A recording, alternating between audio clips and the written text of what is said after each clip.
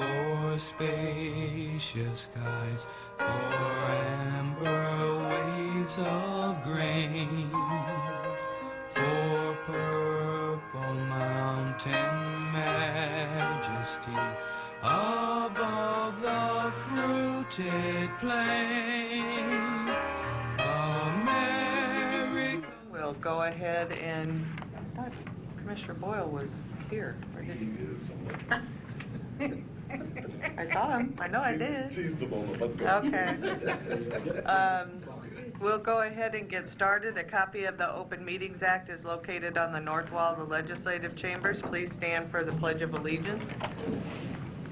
I pledge allegiance to the flag of the United States of America and to the republic for which it stands, one nation under God, indivisible, with liberty and justice for all. Just want to have a motion to adjourn. We'll begin with the agenda for the Douglas County Board of Equalization. Roll call, please. Commissioner Boyle, Commissioner Duda, Commissioner Kraft, Commissioner Morgan, Commissioner Rogers, Commissioner Tusha. Here. Madam Chair. Here. Item A, approval of the minutes of the Board of Equalization meeting held Tuesday, December 2nd, 2014. Item B, call for a meeting and set Tuesday, December 16, 2014 as a date for hearing on certified assessment corrections reflecting the addition of omitted property to the tax rolls or increased value on property.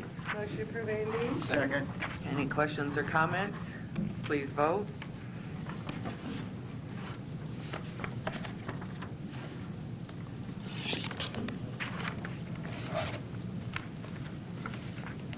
Commissioner, motion passes.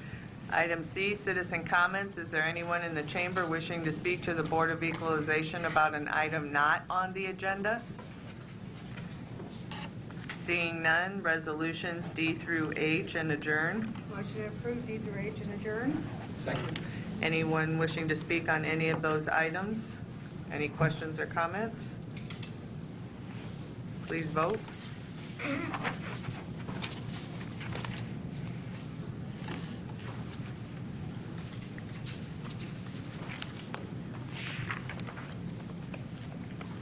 Commissioner Kraft. Motion passes. We'll move to the agenda for the Douglas County Board of Corrections. Roll call, please. Commissioner Boyle, Commissioner Duda, Commissioner Kraft, Commissioner Morgan, Commissioner Rogers, Commissioner Tusha. Here. Madam Chair. Here. Item A, approval of the minutes of the Board of Corrections meeting held Tuesday, November 18, 2014. Motion approved. Second. Any questions or comments? Please vote.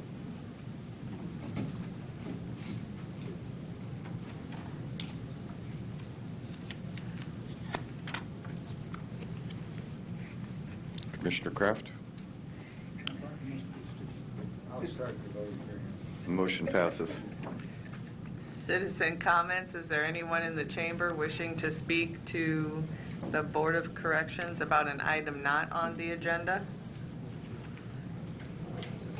Seeing none, we'll move to the report for the Director of Corrections.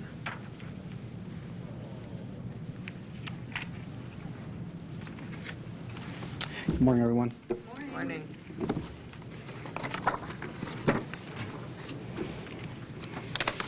Before you have the November Board of Corrections report, enclosure number 1. 5 months into the fiscal year, we are over budget, but that's due to the retroactive pay to FOP Lodge 8 employees. That will be addressed in January of 2015. The City of Omaha was billed through September 2014, and they've paid 90% of their invoices through August 2014. And they've audited invoices through July of 2014 and paid audited invoice balances through May of 2014, leaving their current balance at $471,890. Call to your attention enclosure number 2, Community Corrections, in-house jail programs. Collaborate, which is the web-based reentry case management application, software application that we've talked about in previous months, is nearly ready for launch. Staff began testing the site in November. Developers are here to provide training, and if all goes well, the live date should be mid-December, and full-time use should begin January 1st. This application will be used in the Reentry Assistance Program, jail programs, and work release initially. And beyond that, we'll determine how wider the application will be used. Rentier Initiatives Council met on November 22nd at Heartland Workforce Solutions American Job Center. Overview of the services offered by the agencies co-located at the center and a tour of the facility were highlighted at that meeting. It's a little bit about the 24/7 alcohol sobriety program. 12 new participants were added to the program. There were 56 individuals enrolled in the program at the close of the reporting period. Sobriety technicians have been hired and are being trained and have started work. Work release. Work release clients donated 912 hours of community service in November. Work release admitted 52 new clients for the month of November. House arrest admitted 73 new individuals for the month, and 291 hours of community service were provided by these individuals. Rentier Assistance Program admitted 26 individuals during the month, and a new GED instructor has been hired and will begin duties later this month. That's been a long time coming. Corrections programs, that's in-house. 50 individuals were admitted to corrections programs in the main facility. With respect to pretrial services, 27 individuals were referred for priority prosecution, saving 307 bed days in the month of November, or a total of 3,228 for the year. 203 individuals were placed on pretrial release in November, 2,342 year to date. 699 individuals were being managed on pretrial services in November with a 97% compliance rate. With regard to enclosure number 3, representatives for the Nakamoto Group were on site to conduct the annual ICE audit. With respect to enclosure number 4, personnel, 24 recruits began their first day of the Correctional Academy class December 1. Graduation is scheduled for December 31st here, as a matter of fact, LC2, at 1:30 in the afternoon. Be happy if you're able to participate in that graduation. And it's probably a good thing. We've kind of outgrown ABC training room with the class size and the large number of family and friends of the recruits that come to witness the graduation, participate in the graduation. So we had to find a larger venue, and this was available. So that's why we moved it from our facility to here. Enclosure number 6, with respect to our population is down. In fact, we're below 1,000 today. Total admissions for month of November, 1,231. We had 1,300 releases for the month. Our ADP, or average daily population, is 1,095 inmates. The United States Marshal Service remained approximately the same as the previous month. The ICE population was down, the felony pretrial population was down, and the misdemeanor pretrial population was reduced also. Female populations decreased slightly. There are 2 female housing units open. Recall, for quite a bit of the year, we've had 3 large female housing units open, and we are now down to 2 large female housing units. Enclosure number 7, medical, 1,229 intake screenings. H&Ps, or health and physical assessments, 520. There were 520 discharge referrals also. Enclosure number 8, mental health. Initial psych assessments, 32. Initial mental health assessments, 56. Mental health infirmary placements, 24. With respect to referrals to community-based mental health services, outpatient psych, med management, 2. Mental health and co-occurring disorder treatment programs, 172. Mental health therapy, 39. Long-term psych facility, 0. Commissioner Borgeson, I know you've asked in the past for a charting of those numbers, and you will see those on the final and on the last 2 pages of my report. Okay?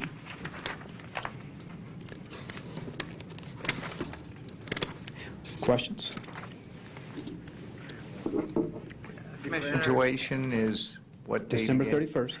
December 31st at 1:30. I will likely miss that on the 31st, sorry to say.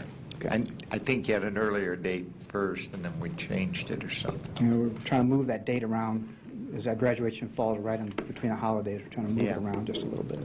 All That's right. the best date we could come up with. Thank you. Sorry about that. Commissioner Tusha? I get one more time with you. Okay, first of all, let's see, what have I got here? Hey, that program for the sobriety program is really, really moving along nicely. So congratulations to everybody that worked on that, because, I mean, 56 already. That's really, really nice. So I just wanted to say because I know you guys really worked hard on this. And Mike Myers, I know he worked hard on getting the grant process and stuff. Mike Myers and Lieutenant Black have really been spearheading that for us, and they've done an excellent job. Yeah, well, I just want to say nice job on that. Also, hey, yeah, you're right, the GED instructor, that has been a long, long time Yes, it coming. has. So good news on that, and I'm excited to hear that you guys are going to be able to get started on that here real soon. So, And just an additional piece on that, recall also that GED instruction and testing across the country has changed, and we had to catch up with curriculum, we had to catch up with technology and a testing center, and all of that. A couple of last-minute software application things that we're doing, working out with .com. We should be ready to go here pretty quick. I know that's been a long time coming, and again, you guys have put a lot of hours into this, so congratulations who's worked on that also. God, I can't, my last one, I'm congratulating you on everything. That's a good thing. Thank you.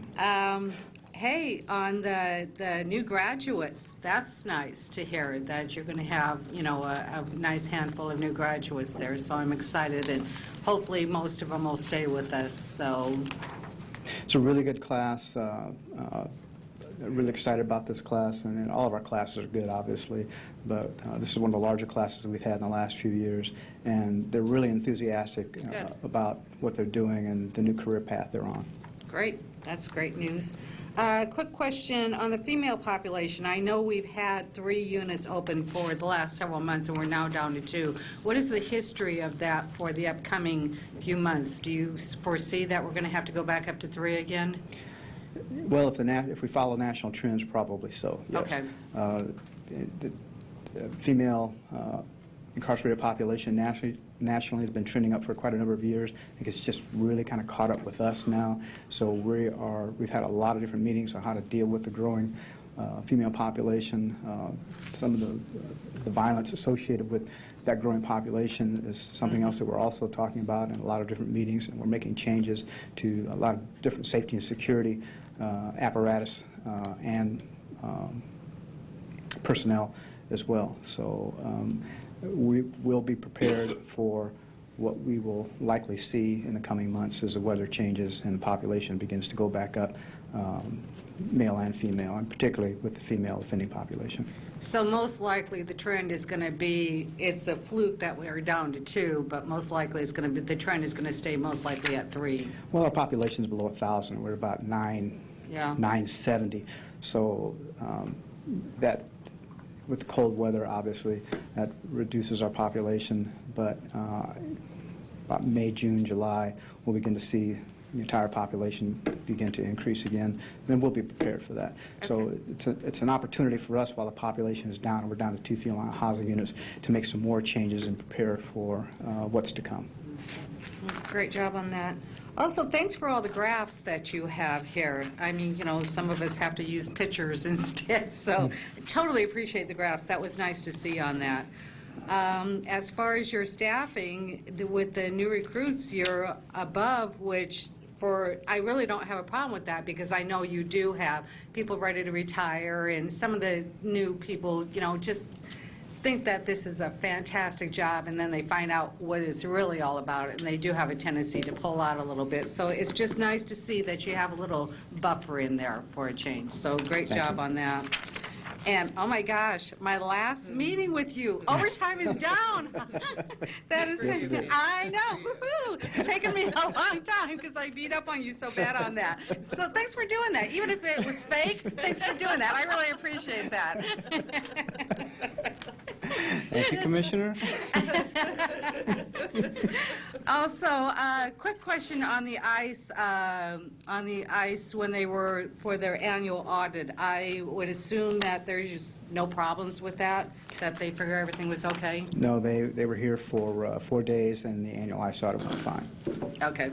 That's all I have. Great work. Thank you. Thank you. Commissioner Boyle?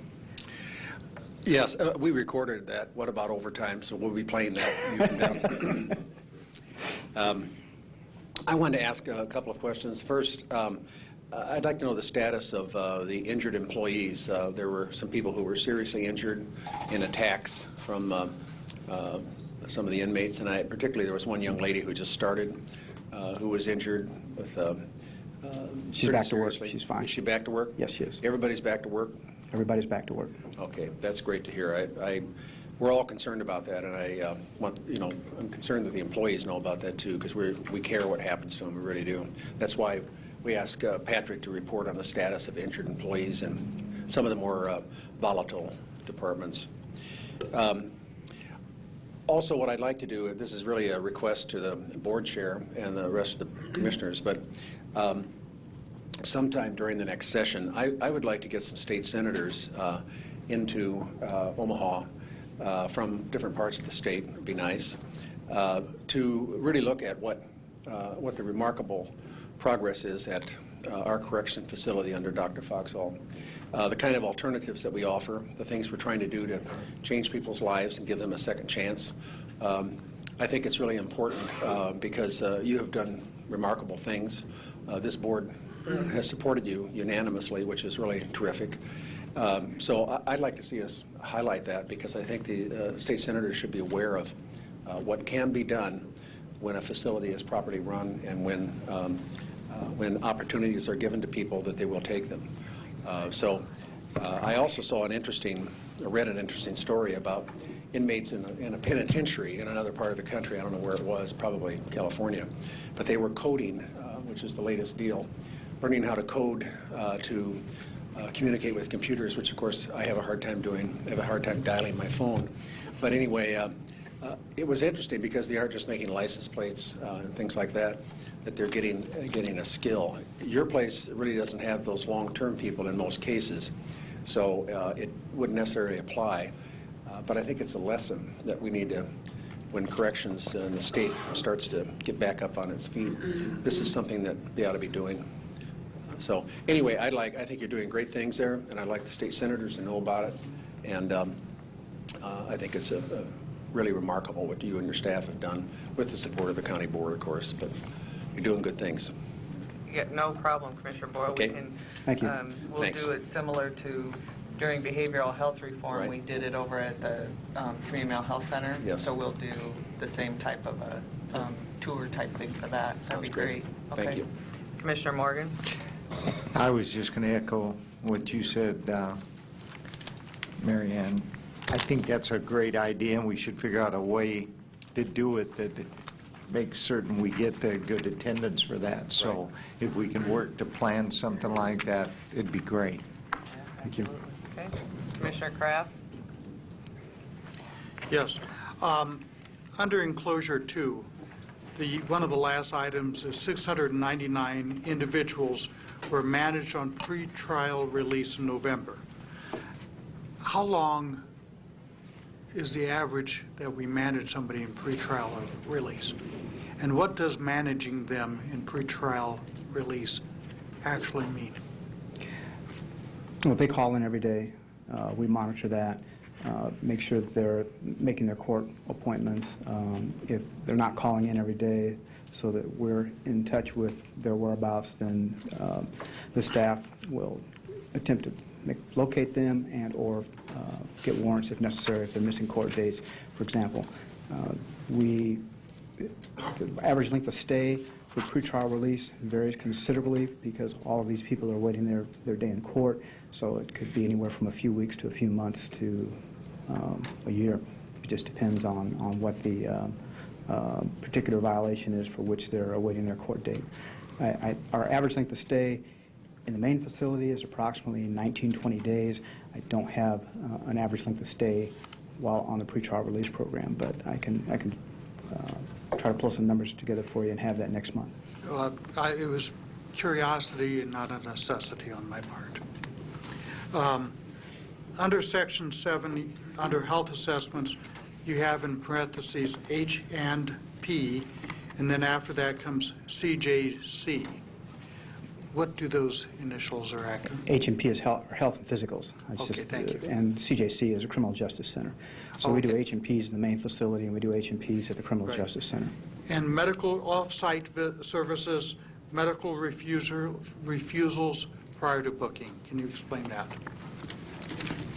That's any refusals that we have that come in the door and individuals are not in a condition for us to accept. We refuse them at that point. Okay, and you refused them because Yes. of their medical condition. Right. Okay. And one last question. Under mental health screenings, the last one, mental health summary for discharged clients, reentry assistance program, current month and year-to-date figures. Is there any way that you can see how we can improve these figures so they increase? I'll sit down with Mr. Myers and Alan Bagby, our HSA, our Health Services Administrator, and the DON, Director of Nursing. I'm sorry, there's all these acronyms in my head, and we'll see if we can't put together some better numbers for you. Yeah, well, you know, if there are any national programs that perhaps we could even help fund because of the fact that this is so critical to prevent or help prevent people from coming back into our system.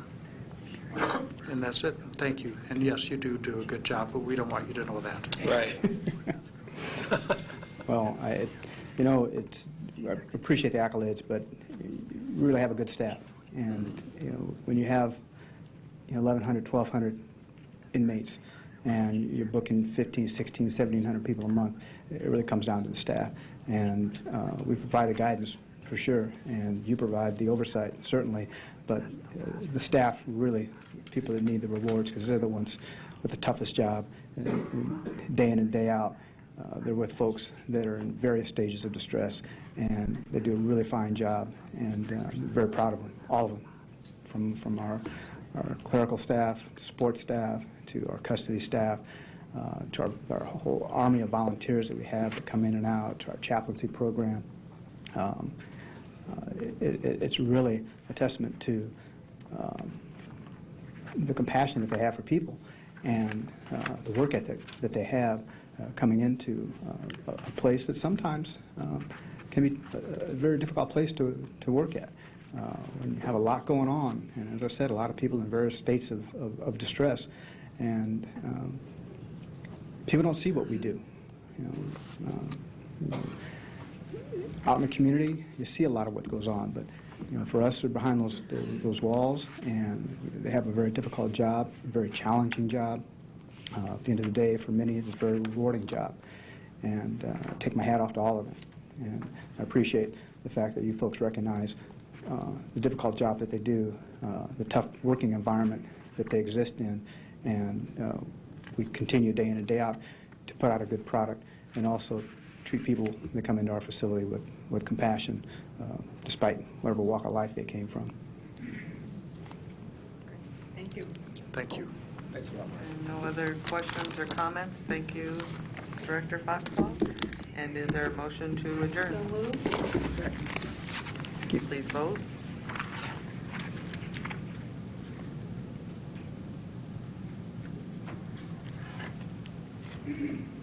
Motion passes. The move to the agenda for the Douglas County Board of Commissioners. Roll call, please. Commissioner Boyle, Commissioner Duda, Commissioner Kraft, Commissioner Morgan, Commissioner Rogers, Commissioner Tusha. Here. Madam Chair. Here, and I would ask, we're going to move stuff around a little bit and do recognitions and proclamations first, and so I would ask our HR Director, Mr. Lee Legier, to come forward and begin the recognition processes. Good morning, County Board. Lee Legier, Human Resources, Civil Service. Today we'd like to recognize 6 individuals for their dedicated service to Douglas County. The first of these are 4 individuals who are retiring, and then 2 other resolutions involving individuals who have also served the county through their public service. We'd like to, first of all, recognize Mr. Jim Bojanski, who is retiring from the Douglas County Sheriff's Department after 14 years of service. And I believe Sheriff Dunning is here to say a few words. So, Jim, what? Forward.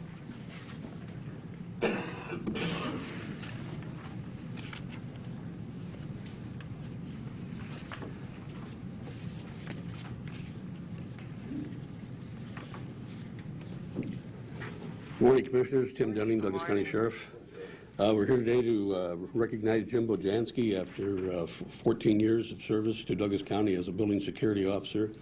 I'm sure most of you have seen him in your early morning arrivals, cheery, sometimes letting you in so you don't have to stretch out of your car in the cold weather to let yourself in. But he's been a great employee, and we're going to miss him.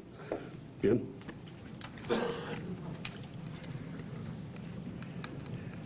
Tell them how much you like them. The commissioners? Well, the couple from South Omaha I'm pretty familiar with. And who would have guessed that I would be leaving before Pam Tusa would be leaving? Close, though. I've really enjoyed working for the county. I'd like to thank the sheriff and the chief, Lieutenant Lane, and my Sergeant Rathie for the opportunity to serve Douglas County, and from Paul Cohn from the PBC for making that available to it. And I've enjoyed my contact with all the friends I've made throughout both buildings, and I hope people understand that the people in my division take it personally. You are our responsibility when you come into the building. So, thank you. Thank you. Thank you. Well, Jim, on behalf of the board, we appreciate not only your dedication and the work, but what the sheriff said about the smile when we come in the morning. When you weren't there, it was kind of like, well, where's Jim? So we will miss that a lot. You did brighten our day as we came in, so we appreciate that. Thank you very much. Thank you.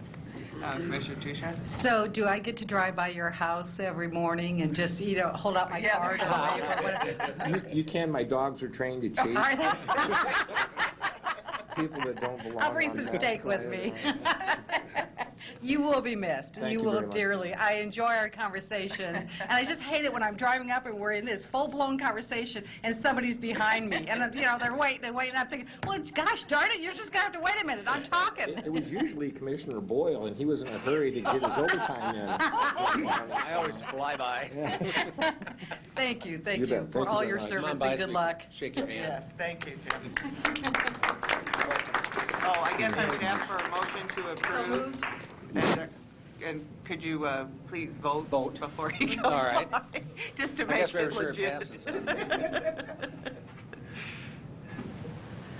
I'm going to find out who's voting no. Oh, gosh darn it, I made a mistake. Motion And passes. one other thing, my wife just found out that I'm retiring. She didn't know coming into the door that Oh, no. in 2 weeks I was gone, so. I'm sorry. Honey-do list. My wife Marjorie. Hi, Marjorie. Hi, Marjorie. Come on Come up. on through. Marjorie, you come too. You've been, part of the team here. Hey.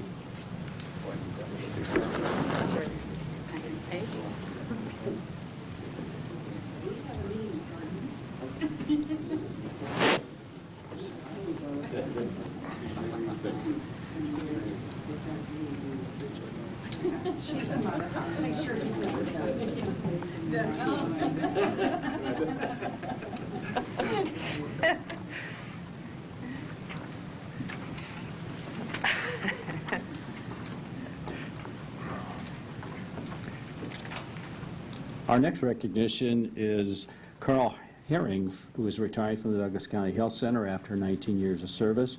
Carl's unable to be here today, but we'd like to recommend a resolution to recognizing his years of service. Motion approved. Please vote.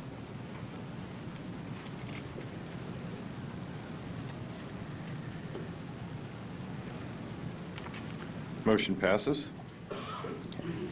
And our next recognition is David W. Lee, retiring from the Douglas County Corrections after 23 years of service. Mr. Lee is not able to be here today, but we'd like to recommend a resolution recognizing his 23 years. Motion approved. Please vote.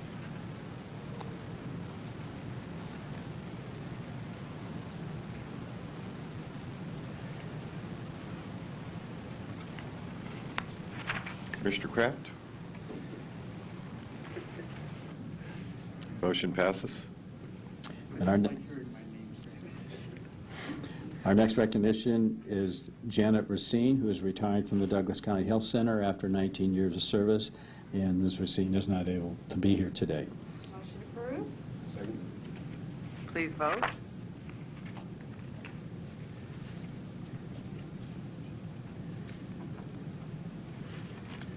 Motion passes.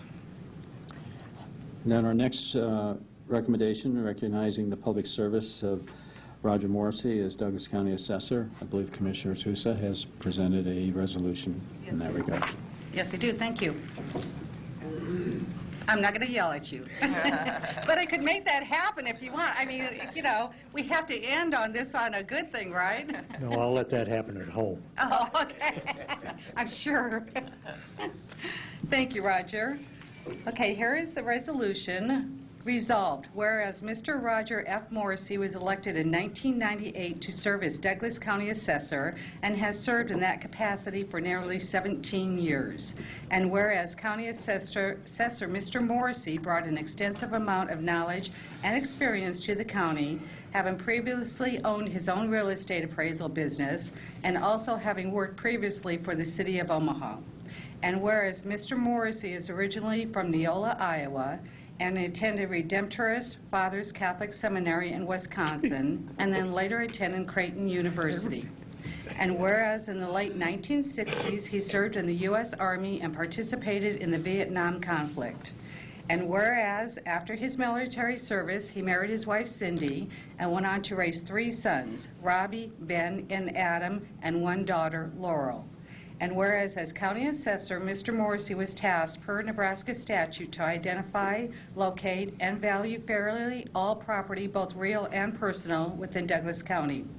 And whereas in recognition of his excellence in the performance of assessor duties and the important role that Mr. Morrissey has played in Douglas County, this board wishes to extend its appreciation and gratitude for his dedicated service.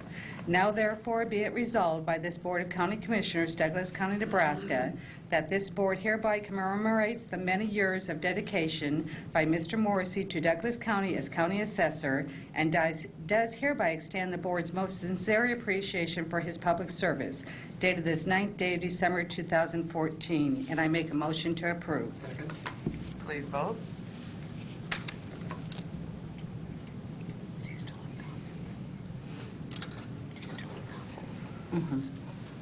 Motion passes.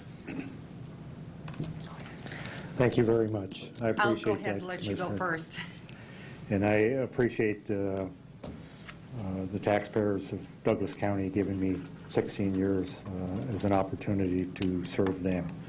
And I'm very honored for that opportunity. Thank you again. Just a minute, Roger. Roger, thank you for all your service. And by the way, if I have any problems, I'll just come to your house and ask you for it. But no, I thank you for all your hard work and your service and your dedication to Douglas County. It is very, very muchly appreciated.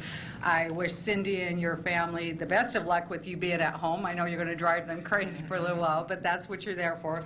Also, when you do come to shake our hands, I have a plaque here. And it's for Roger F. Morrissey, Assessor, Douglas County, 1999 to 2014. And this came from the Assessor's Office, but they asked the board to go ahead and give it to you. And I just want to say thank you and good luck in your retirement. Or maybe good luck in your future endeavors. Yeah, I know you won't retire. Commissioner Boyle. Roger and I go back a lot of years, and when I was in the city and he was there, and we talked early on about his running. Ann and I met him at Casio's to talk about his run for the assessor and encouraged him. He's done a remarkable job, honest public servant. We're so fortunate in Douglas County to have such a good mix of honest, good elected officials who set aside party affiliation and work for the people. That's what it's all about, and that's what this board tries to do, and you have done it successfully. You've also assembled a really terrific staff, and I glanced over and see Mike Goodwillie over here. It's always fun to, you told me when you hired him that I hired him just for you.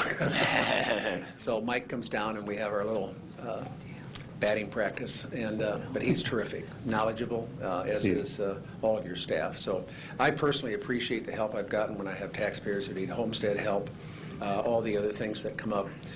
So this was a real, this is very difficult to extremely qualified people running for the same office, and it happens, but this time it really was a tough one. So I personally appreciate all the things you've done and the information in our relationship.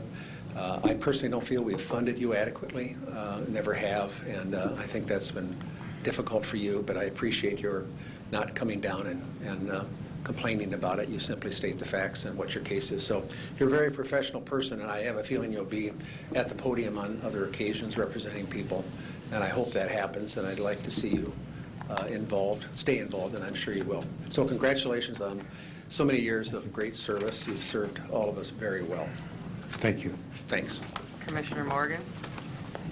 Roger, I just want to say thank you very much. They forgot in that biography that you and I worked together at my company in the 80s, and I just really appreciate your character, demeanor, and just how all of your staff has followed and conducted themselves in the most professional way, always. So thank you. Thank you. Commissioner Duda? Appreciate it. Thanks, everybody. I just want to add my accolades as well. The professionalism that you have brought to this office and its functioning, we've never given you more than a shoestring budget and yet expect great things from you. And what you have been able to do on a paltry budget has been most impressive. Douglas County has been very lucky to have you. Yours is one of those positions that I'm not sure why any sane person would run for it. It's such a thankless job. I know that. But I have to tip my hat off to you at what a great job I believe you have done. Thank you. Commissioner Tusha? And I hope you have this recorded because you just got praises today and nobody yelled at you. So if you don't have it recorded, we'll make sure we get you a copy. Okay. Yeah, maybe my wife's having an MRI this morning, so that's why she isn't here. Maybe we could take that recording and give it to her. Oh, Thank you very much. Thank you, Roger.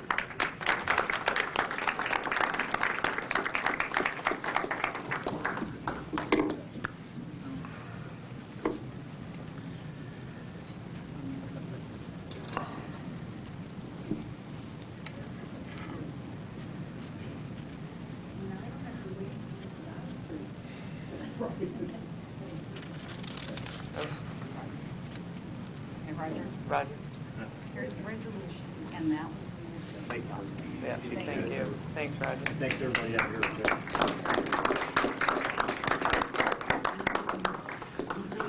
Our next resolution recognizing a deceased former county employee, Louis Pantano, and it's a sympathy resolution to the family, and Commissioner Morgan has presented that resolution. Thank you, Lee. Whereas with great sadness that the Douglas County Board of Commissioners, County Treasurer John Ewing, and the Treasurer's Office learned of the death of former County Treasurer Louis Pantano on November 24th, 2014 at the age of 81. Whereas Mr. Pantano is survived by his wife Vicki, his children Rita Stites, Luann Wells, Dave Story, and Anna Haley, 9 grandchildren, 2 great-grandchildren, brother Anthony Pantano, brother-in-law Mitch Harrican, and many other family members. He was hired in 1956 and over time was promoted to the rank of Assistant Chief Deputy, then to Chief Deputy in 1977. And in 1993, Mr. Pantano became County Treasurer and served in this position till he retired. Whereas Louis will be remembered fondly by the Treasurer's Office staff as a very humble person who always put others first. He always listened, not only to the needs of the office, but also sincerely cared about the employees and individually cared about them as people. And whereas this board recognizes that his passing has caused great sadness to his family and friends, now therefore be it resolved by the Board of Douglas County Commissioners that this board hereby commemorates the many decades of public service, contribution by Mr. Pantano to his community, and does hereby extend the board's most sincere sympathy to his family and friends, dated this date, December 9th, 2014. Motion approved. Second. Please vote.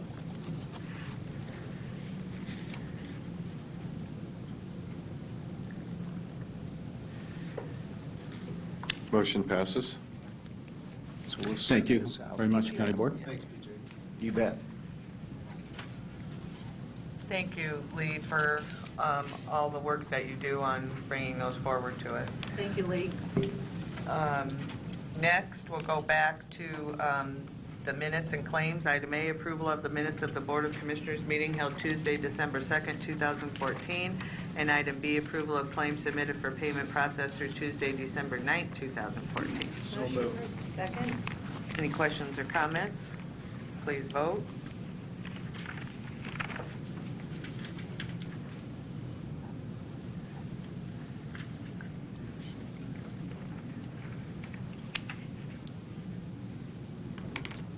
Motion passes. Next is the consent agenda, items A through M, but there's been a request by the county attorney's office to lay over item A for one more week. Motion approved. Commissioner Boyle? Yes. Thank you. There are some items here I really am very interested in, and I'd like Dr. Poor to come to the podium to speak about items 1, 2, and 3, dealing with home visitation services. I think I just want some information about that and for the public to be able to hear what's going on.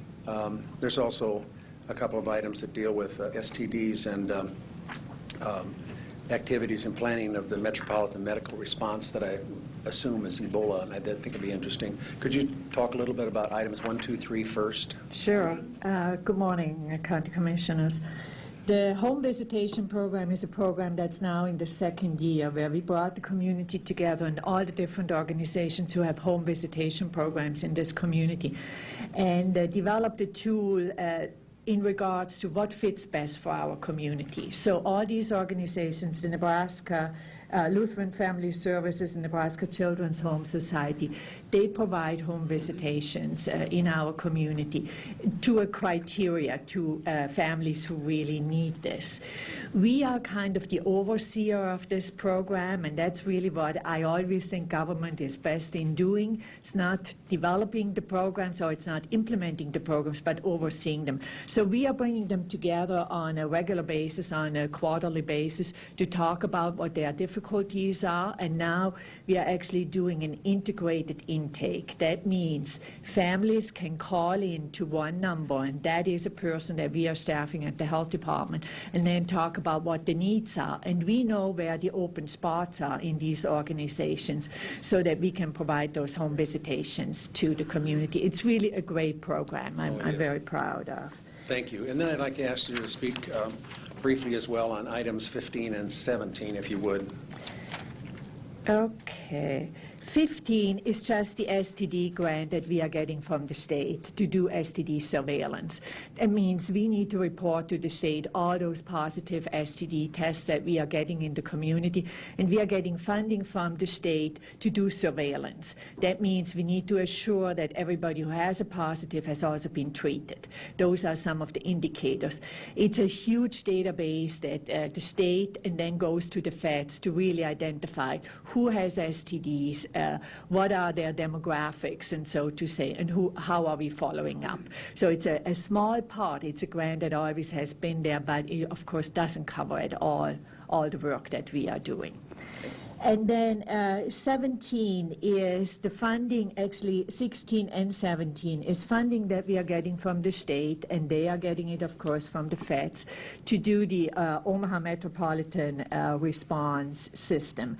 And that is actually just pass-through funding that we are giving for one of the coordinator, Phyllis Dutton, and for a clerk that she uses. And she brings that community together. And I tell you, this is really a little bit of gold star. When you go once a month on, I think it's the third Monday, at Methodist Hospital, all these different organizations, the Sheriff's Office, Red Cross, OPD, everybody, all the hospital systems sit around the table and talk about having plans in place to be prepared for any type of emergency.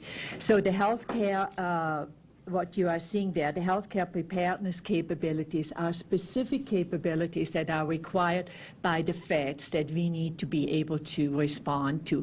And so this is for coordination of that. And we are the pass-through. Instead of giving it directly to a person, it's coming through us. Thank you for those reports. Very concise and informative. Thank you. Is there There has been a request that we go back to item A and just discuss this before we lay it over. So Mr. Torville and then Teresa, I'll have you speak once Mr. Torville's done. And excuse me for 1 second. I just looked up, Jim, and saw lights. Commissioner Boyle, did you have? Oh, no, more? it's left over. Sorry. And Commissioner Rogers. Yeah, I just wanted, and Dr. Poole, I don't know if what I was going to bring to light, the board should know. I don't know if you want to bring a little more color to it, but it's item 5, and I think the board should note the significance of this. It really talks about this resolution between the county and the city for integrating neighborhood engagement in the neighborhood design pieces. I don't know if you remember, there was a grant we had a while ago about it was the CPPW grant, and it was also a continual grant that we had. And I think this puts the health department, in particular a county, in a whole new phase with planning. And it basically is something that they started with a project on 72nd Street, pulling some people together about design, how they would like it to look, not the traditional feel, but it also incorporates, public health just in the layout of things. And I think that we just need to know that and know the added engagement that the health department is going now in planning in regards to streets, infrastructure, and a whole lot of ways that health now is coming into economic development. So I wanted to note that. Thank you. Good. Thank you. Thank you. Jim, sorry about that. No problem. Morning. Good morning. Jim Torville, Administrator at the Douglas County Health Center. Just wanted to share with you on item A. I apologize for it bouncing back and forth a couple times. I did have a conference call yesterday with the VA in Minneapolis, and we are in compliance with the E-Verify. There was a question whether or not we'd have to go back and run all of our current employees through E-Verify. We do not have to. We started that in 09. They were fine with that, but they're very comfortable with the background checks that we do, all the registry checks, licensure files as well, and they were very pleased with that. And if that's something that I need to get in writing, I'll be certainly glad to do that. But it was from 2 people in Minneapolis. Okay. They're the contracting officers. Teresa? I don't know if that was the issue that you... It was the issue. We had received a request from HR regarding whether or not the E-Verify clause, as stated, would require us to E-Verify current employees, not just new employees. And so if we could get that in writing from the VA, that would certainly be my preference. Be glad to. We'll get it tomorrow, this afternoon, yeah. And so does that warrant the layover, or... If the layover won't cause any sort of inconvenience, it would be my preference so that we could nail that down. It will not. We do have one more meeting this month. Yes, it will not, because the rates are in effect presently. We just want to get the contract approved. Okay. All right. So Okay. we'll bring that with Yes. the language Just back want next week. clarification. Okay. Okay? Great. Thank you. Thank you. So with Thank you, that, Jim. the consent agenda with laying over item A is A through M. So motion approved. Consent agenda less A. Any more questions or comments? Please vote.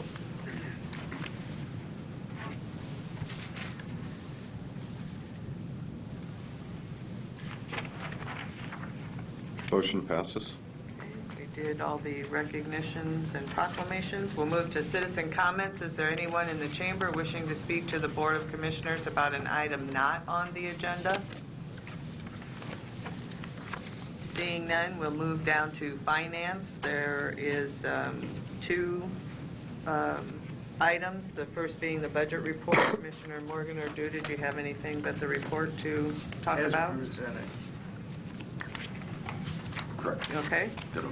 Next is the approval of the actions of the Omaha Douglas Public Building Commission in offering the sale of its $13,445,000 $13,445,000 Omaha Douglas Public Building Commission Bond Series 2014. And Paul Cohen is here to answer any questions. Motion to approve. Second?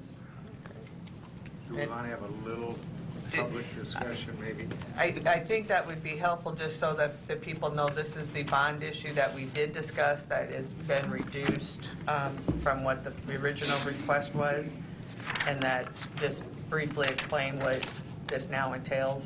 Sure, be happy to do that. Thank you, Madam Chairman. Paul Cohen, Morning. your administrator, Omaha Douglas Public Building Commission.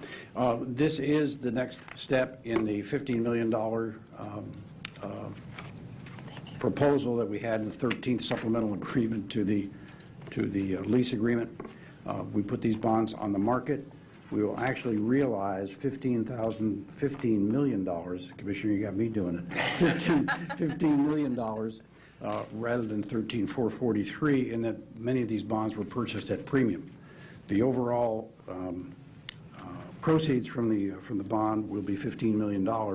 We will pay back $13.4 million over the 15-year life of the bonds. The aggregate interest rate, when all was said and done, the average interest rate to redemption was 2.55%. Okay.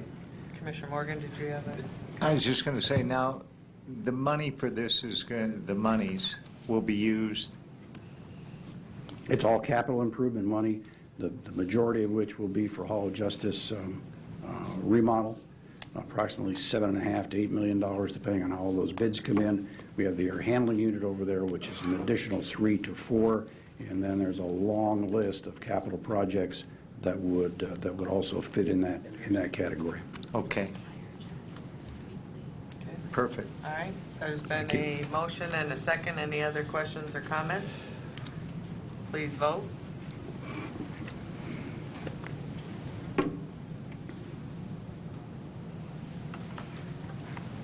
Motion passes. Thank you, Commissioners. Thank you. We'll move to the Administrative Services Committee. There's one item, the resolution appointing Commissioner Mike Boyle to complete Commissioner Pam Tush's remaining term on the Building Commission, which is in effect January 1, 2015 and ending June 22nd, 2015. Motion approved. I second that. Any questions or comments?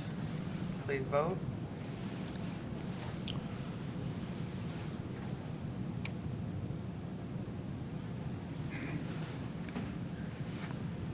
Motion passes. Congratulations. Thank you. I really appreciate this. You're very courteous, and I appreciate your doing this, Pam. It's a very class act, as you have been and continue to be. This kind of, it's a lot better than I told you this joke before, but it's kind of halfway the truth. When I had a heart attack and I was in the mayor's office, the city council, 7 of members, passed a resolution wishing me a speedy recovery, and it passed 4-3. So this is a lot better. I think the sheriff had something to do with that. By the way, Mikey, I just want to tell you, I know you'll do me proud, but I'll send you my notes so you can ask questions on my behalf. I will. Paul will be delighted to hear Yeah, that. I know. Well, congratulations. Thanks a You lot. very, very much deserve this. That's me. Thank you. Thanks. Congratulations, Commissioner. Thank you very much. We'll move to the criminal justice. There is one item, the approval and execute a lease purchase agreement with Motorola Solutions, Inc. for the upgrade of the end-of-life dispatch equipment and software utilized by 911 communications. And looks like Mark's here too, to talk about this. Second. Are there any questions or comments? Okay. Do you want to have... Kyle, do you want to... Is it Kyle who's going to talk, Mark, on this? Just give us a brief of what we're voting on. Well, which one? The second? There's 2 items there. The first one. The lease purchase agreement, I'll get that, and then he can talk about the equipment. All right. Give your name and social security number, please. We had to make sure you came up and spoke on this. You know that, don't you? Good morning. Mark Connery, Chief of Communications at 911. The main reason we're going to have to address these as 2 separate resolutions is the lease purchase agreement is a separate agreement from the purchase of the equipment. We wanted to, when the bond issue failed, we have some equipment that we need to purchase to get us through till the next attempt at the bond issue. And so we went to our critical list, we negotiated, we worked at it, and then we went to Motorola. Motorola came back with the lease purchase agreement, so that what would happen is that we will be able to purchase the equipment over a 7-year period. The first payment will be due in January of 2016. So we have a year. In talking with Joe, if we are successful in the bond issue in 2018, we can use the proceeds of the bond to pay off the lease purchase. Therefore, there's a possibility that these agreements could be severed. And so that is why we are putting the lease purchase agreement on as a separate issue, so that if you pass it, that gives us the authority to initiate the contract for the purchase of the equipment. So that's why we're doing this. All right. Commissioner Boyle? Yes, I think this is very necessary, and I'm glad you brought this forward. It's very important. I have a question that's really doesn't need to be answered today, but I'd be curious because years ago, the Douglas County Computer Center, which is no longer around, which has morphed into .com, had a separate fund to purchase hardware and software. And I'm not sure how it was funded. I assume it came from money from the general fund. But I wonder whether that can be resurrected in light of what we're going through with the need to purchase this equipment. I don't believe it was funded with a bond issue. And it was, I believe it was ongoing and worked pretty well. So Patrick and Joe, I'd like to ask you to kind of, if there is that mechanism still in place, I think we need to talk about it. But if it isn't in place, I think we need to resurrect it. Okay. Commissioner Morgan? I just want to mention we did have some meetings open to the public in room 903 to discuss all our options, and felt this was necessary because of the equipment, just so people know that we didn't just decide this morning to move forward with this after the bond issue failed. And this does not include remodeling out on 156. It's equipment that's totally necessary to keep the 911 functioning as it should, and necessary for public safety and other services. Yep. Okay. So there's been a motion and a second to approve. Any other questions or comments? If not, please vote on the item 1.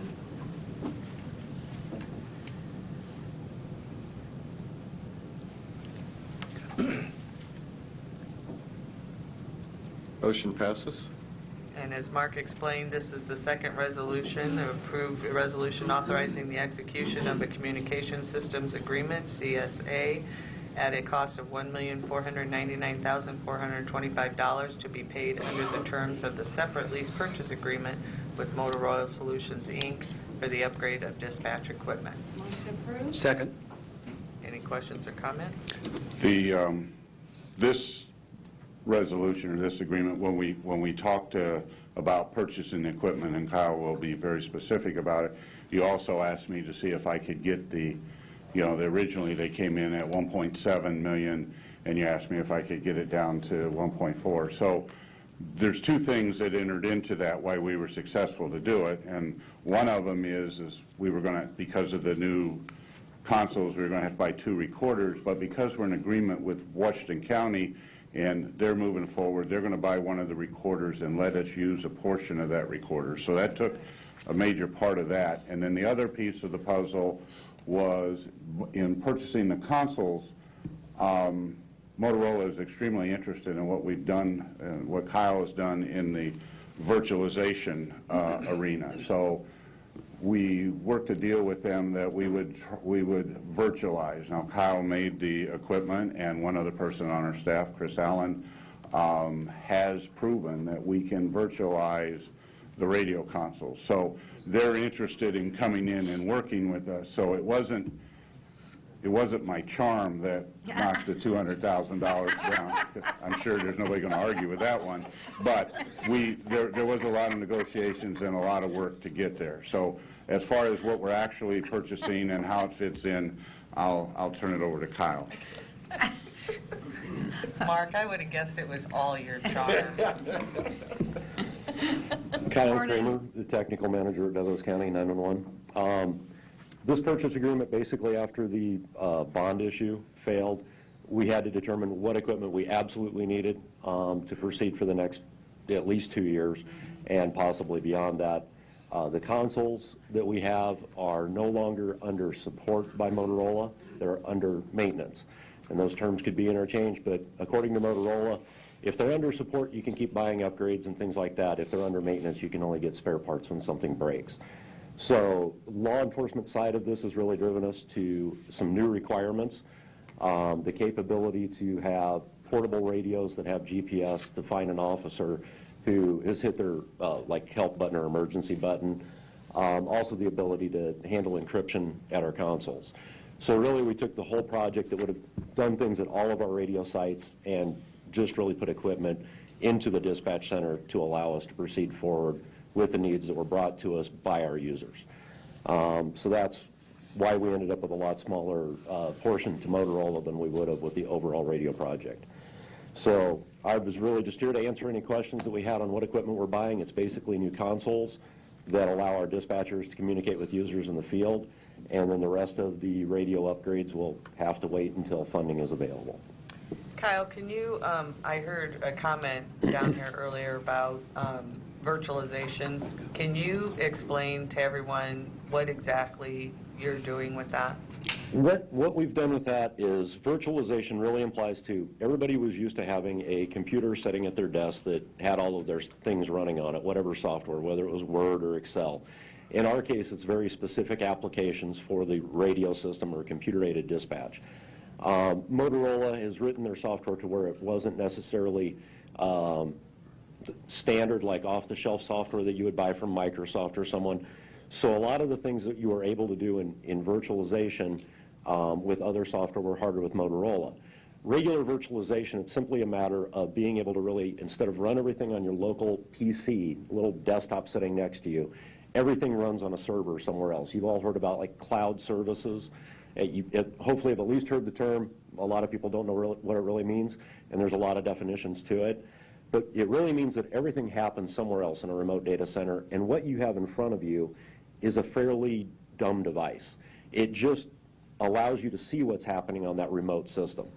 Now, with radio, that means you went from having these PCs that were extremely specific and fairly expensive. Motorola's cost about $1,800 to $2,000 a position, to where what we can put at a position now went from a box about this big that cost $2,000 to a box that's only about like this that costs $300. The other advantage to it is before, if a computer failed at a dispatch position, they no longer could do their job because somebody had to go fix or replace that computer that sat there. Now with these dumb devices, all that you have to do is have another dumb device sitting on a shelf somewhere, and anybody with very limited technical skills that can just unplug a cable can go plug that in, and that dispatcher is now back to doing their job. Now, Motorola has tried to do this with their system before, and they've had some issues with it not working, and we have been able to make that work, so Motorola would like to partner with us and learn how we did it. So, hence the discounts, but we will have to spend a little bit of time showing them how we did that. So, it's benefited us also in the fact that it means that we can work out of our primary 911 center at 156th and Maple, or the regional backup center, which is located in the basement of the Civic Center, and it doesn't matter. There's no difference between those two facilities because the devices that sit where the dispatcher interacts with them are a dumb device, and so it doesn't matter whether they're at 156th and Maple or downstairs or even across the river in Iowa. That's why we can regionalize our call centers also. Commissioner Tusha? Kyle, thanks for all your hard work on this. Totally appreciate it. I know you were behind Mark or on the side of him working on all this, and I appreciate you explaining the cloud things because not everybody totally understands it, but putting it in English too. So again, thank you for all your hard work on this. And Mark? Thank you. By the way, I sent a Photoshop of your face, and I said, how can you deny this? Oh, my gosh. I said, with his personality and charm and this great looks, I said, but no, seriously and all, and I want to thank you so much, again, also for all your hard work, and especially on getting the cost down, because I know we've had several meetings on this, and you did your due diligence on this, and you did a fantastic job. So thank you for getting the cost down, and appreciate you and Kyle and everybody who's worked on this. Very, very much appreciated. Thank you. Thank you. I think that this is a prime example of how county government just operates to operate and do our jobs, rather than doing a good job of telling our story about the excellence we have, for instance, in Kyle, being able to do what he does with all of the technical stuff. And Commissioner Rogers and I talk about this all the time at the national level, that counties don't do a good job of telling the good stories. And this is one that I think we ought to really be touting about what we have, not only in Kyle, but all of our workers out there, and how forward-thinking we are in regionalizing. Again, we're still working with SARPI. I still have my rosy tinted glasses on. That will happen someday. But it is. I mean, again, and if people knew more about how well we are running that center, I think that they would definitely have a new appreciation of where their tax dollars are being spent. So, and their 911 surcharge money is being spent. So anyway, this is just, again, one of those stories that I think we should be telling about how well we're running the 911 center and how important it is as a function of county government. Commissioner Boyle?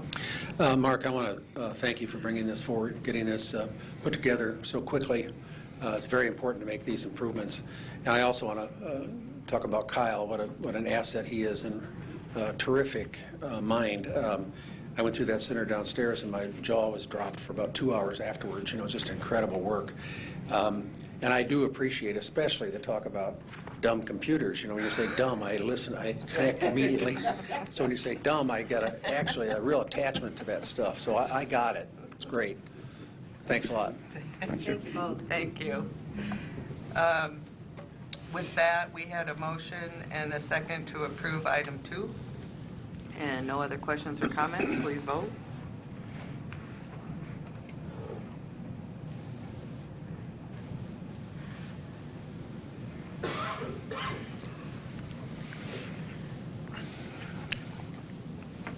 Commissioner Morgan.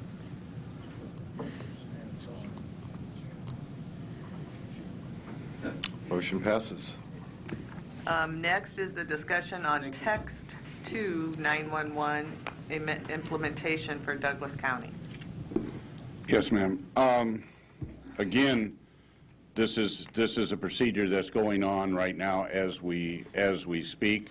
We had several conversations with the tech people who are coming in here to make sure we're prepared. As you know, the FCC has mandated that text messages be allowed to be processed by the 911 center. It has taken us since May to right now to be able to have the agreements and have the technology ready to be able to handle the text messaging. We've got all the technology pieces programmed. Intrado will come in on Friday and we'll set up the text to 911 paths and make sure that we can handle it. We then will test with all the carriers over the next 6 to 10 days. Okay, so if this takes place on Friday, we'll test. We've already conducted training for our people so they have an overview, but we will wait till the results of the test come in and we know how it's going to go for sure. We will know how we can record the text messages as they take place. And once we're certain, hopefully by the first part of next week, that everything is working good, then we're going to have to embark on a public education campaign. And yesterday I was at the Public Service Commission, and I've asked the Public Service Commission to join in this public education campaign. We're going to try to get the word out right away to tell people. I mean, there's 2 simple messages that we need to get out. Please do not use text messaging unless your life would be put at risk by talking. We need to talk to you, but we understand that there's those situations that text messaging would be more appropriate. And then obviously the speech or hearing impaired would be the next one. One of the things that people have to understand is currently we will not get the location information. So in trying to text and get what's going on and get where you're at and to do this, it's going to put a strain on the 911 operators that already have. So we're going through the issues, we're trying to do it, but we need the county board to understand what is getting ready to take place. We're shooting to go live on the 5th of January. We were thinking that maybe the 1st, but then there's New Year's Eve and a lot of people might text on it. So we thought the 5th of January would probably be the safest time, and make sure that we're ready and our people are ready. So what our intention will be is, once we know that, Kyle's involved in this piece of it, and we've had to reach out to .com so that they can make sure that the messages will come through a firewall. Once we're convinced that everything is set up, we'll confirm the date we're going to go live, and then we will try, we're working with the Public Service Commission to put a PSA together, and we'll send that out to the press. And most importantly, we'll probably send it out to the schools and the colleges so that they can put it on their website, so we can reach as many texters as we can. Now, hopefully the press will do some stories, and as we get closer, and if under the direction of the county board, if there's any other way we can put this public education campaign together, then that's fine. It will continue even after we go live. That's what the Public Service Commission will do, because the rest of the state will be coming up, but we'll continue to address the issues as we find it even after we go live. So we'll take our best shot at it. We're going to make sure that we're going to ask people if they can call, and we'll start processing the calls at 911. It's something that the FCC has mandated, and it's something that we'll have the capability here in the next couple of weeks. And as we're doing our public education campaign, many people use autocorrect on their cell phone. And there are websites that have comical relief, I guess you could say it, about what somebody sent and what they meant. So you might look for those that might deal with the 911 situation, what they sent and what they meant. Because when somebody is scared and their hand is jittering, they're going to be making more typos. They're going to be, just as if in a voice call, how hesitant they are because they're scared, their mind is working so fast that they cannot relay the words. The same thing will happen with their fingers. So public education, as we've discussed, is so important. Now, to my question. Space requirements. I know you are maxed out on space, and that's part of the reason we had the bond issue to remodel the Thomas Fitzgerald home, or the former Fitzgerald home. How are you doing on space, and what additional space will the 911 text require? The text messaging will come in over our current equipment. We're set up we've got to make some adjustments. Kyle's got to reconfigure the screen so that our people can use. But right now, this equipment-wise, it's more of a reconfiguration impact than whatever. And you brought up something very important. Yes, the autocorrect thing, the feature for our people. And, there's a lot of people that don't text. I kind of gave an example. Please don't use this, but I gave an example of LOL, as it came in. And when I first saw it, I thought LOL meant lots of love. Okay. Well, the Associated Press got a hold of that. Of course, it's out all over the country that's what it meant. But our people who do have, some of them are good texters, some of them have a rudimentary thing. So we have to also try to get people not to use abbreviations, because abbreviations are going to kill us, and then the autocorrect really could really impact. So even though I use that as an example for older people trying to enter the world of text, it's going to put a strain on our people, and I think our people really are preparing and are going to have an awakening of what's going to happen. But that's just an example of, as all this technology comes in, it does have an impact on our people because it makes their job that much harder. LOL with that, Mark. Commissioner Tusha. Mark, please forward to your staff that, has to take these phone calls and texts that they are very, very much appreciated. And I cannot even imagine the hard work that they put into it, and I personally couldn't do it. So I want to say kudos to them for being able to step up to the plate and do this. But second of all, with this text, that's, like you said, that's going to put a lot of stress and drain on them. So I just want to say, I wish them good luck, and, I just really appreciate what they do for us behind the scenes. Second of all, and I've said this before, this is a long time coming with this 911 texting. I know it's going to be very difficult at first for not only you, but for people trying to get adjusted to, in a closet someplace, where it's dark, trying to text something. You had made a comment, though, that the address is not able to pick up on the text. Is that something that they're looking at for the future, or is that just going to stay that way? It's something that they are looking for as the future. In other words, when you do a text message, it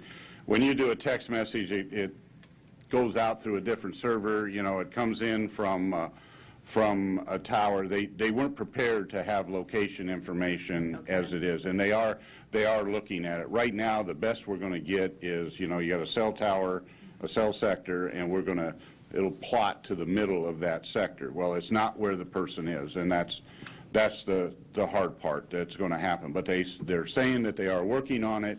There's a lot of things that they've got to improve on. Okay, in other words, how we have 911 operators and we transfer into fire so they can get medical.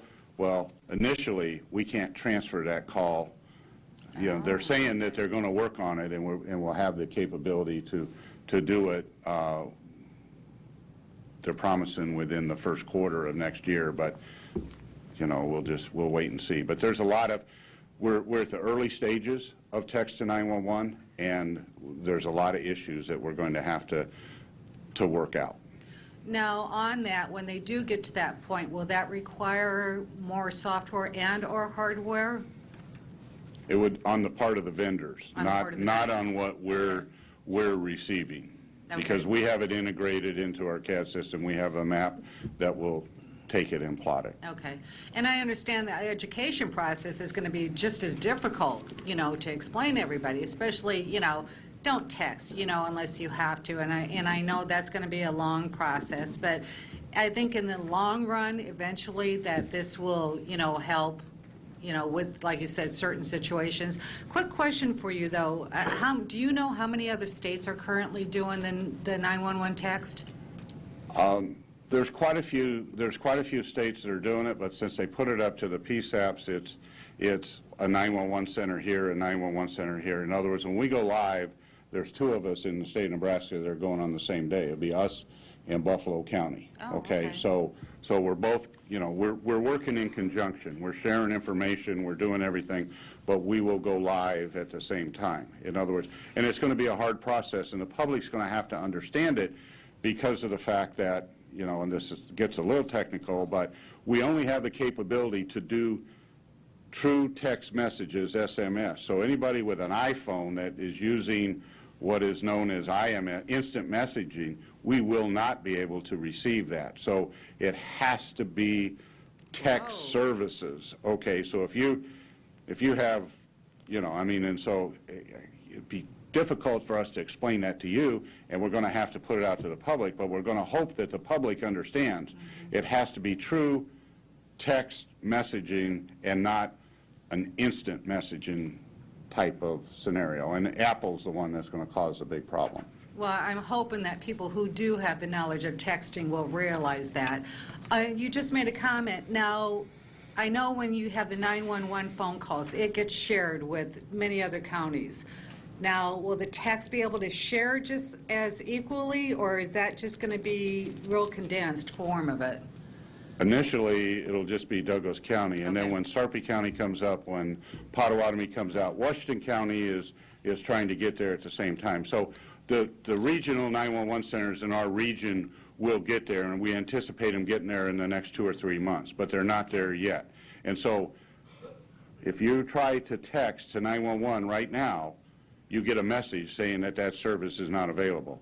If you're in Sarpy County and you text, you'll get a message that that's not available. Once we notify the national text control centers that we're capable, that caution message will be taken off. Okay. Well, again, thank you for all you've done on this, and Kyle, equally with you also. I know you hide in the background a little bit. You hide behind Mark a little bit because you don't, you're not out there as... He's skinnier than I am. I didn't mean it that way. Oh my gosh. Anyway, I know you do also put a lot of work into this and, try to make sure everything's up and running and possible. And I just want to say thanks to you also, Kyle. Commissioner Boyle? Yes, I wanted to suggest that what you need to do, Phil Rooney is a person that has contacts with all the media, so I definitely would get him involved at once in this effort. I know the PSC, you say, is doing some things, but I would definitely get Phil involved because he has contacts that he can just blast this out at once. And I did want to ask Kyle some questions, if you could come up. Could you tell me and tell us what Entrata is? Entrata is, in our case, they happen to be the vendor that manufactures our 911 telephony equipment that we answer the phones on. Right. Entrata is also a company that can provide 911 telephone services, just like CenturyLink does in this area, where if you call 911 in this area, it has to go through CenturyLink at some point to get to our 911 center. Entrata also offers services like that. And Entrata also is one of the two main what are called text control centers in the United States. There's Entrata and TCS. Depending on which cellular company your phone is through, like if you're through Verizon, your text control center is actually TCS. If you're on, I believe AT&T is one of the ones that is on Entrata, they are your text control center.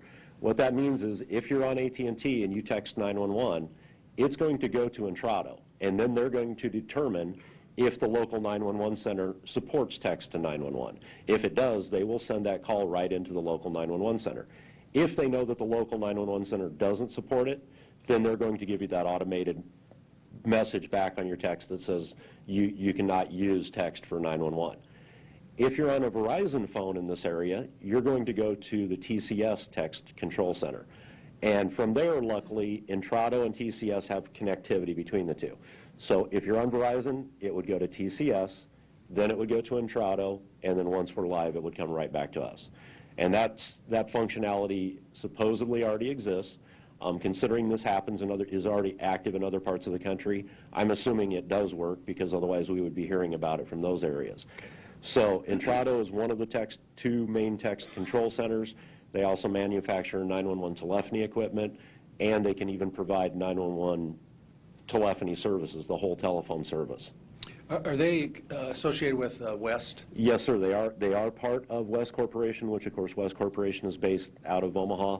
Entrata has locations in the United States and in Canada, and their text control center, when I say that, it's actually more than one location. They have one in Colorado and they have one in Florida. So they do have some local connections to this area. That's what I was going to ask you. I got Colorado on my notes. Is Colorado the closest place? Are these calls going to go to Colorado and come back? Actually, the way that they're supposed to work is that they should balance between the two centers that they have.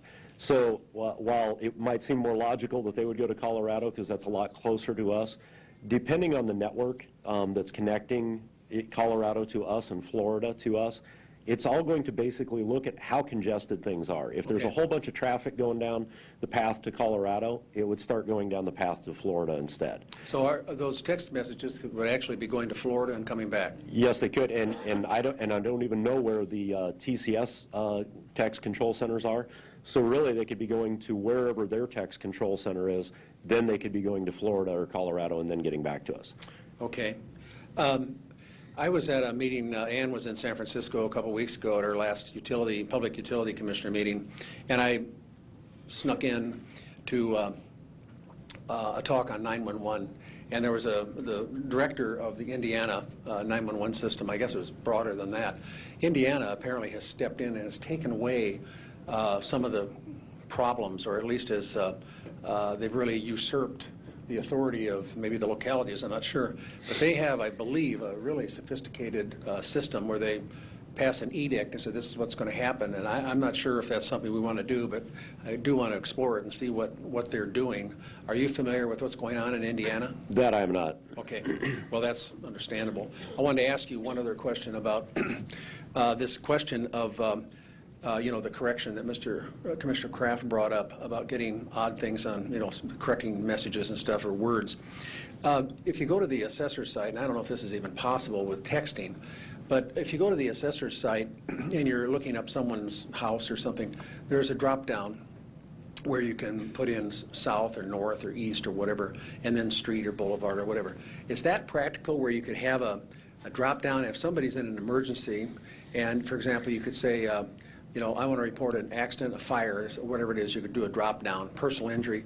You could do a drop-down and they click the correct word, hopefully, and then go on to, I'm at, and then it'd say Interstate 80 or some, whatever.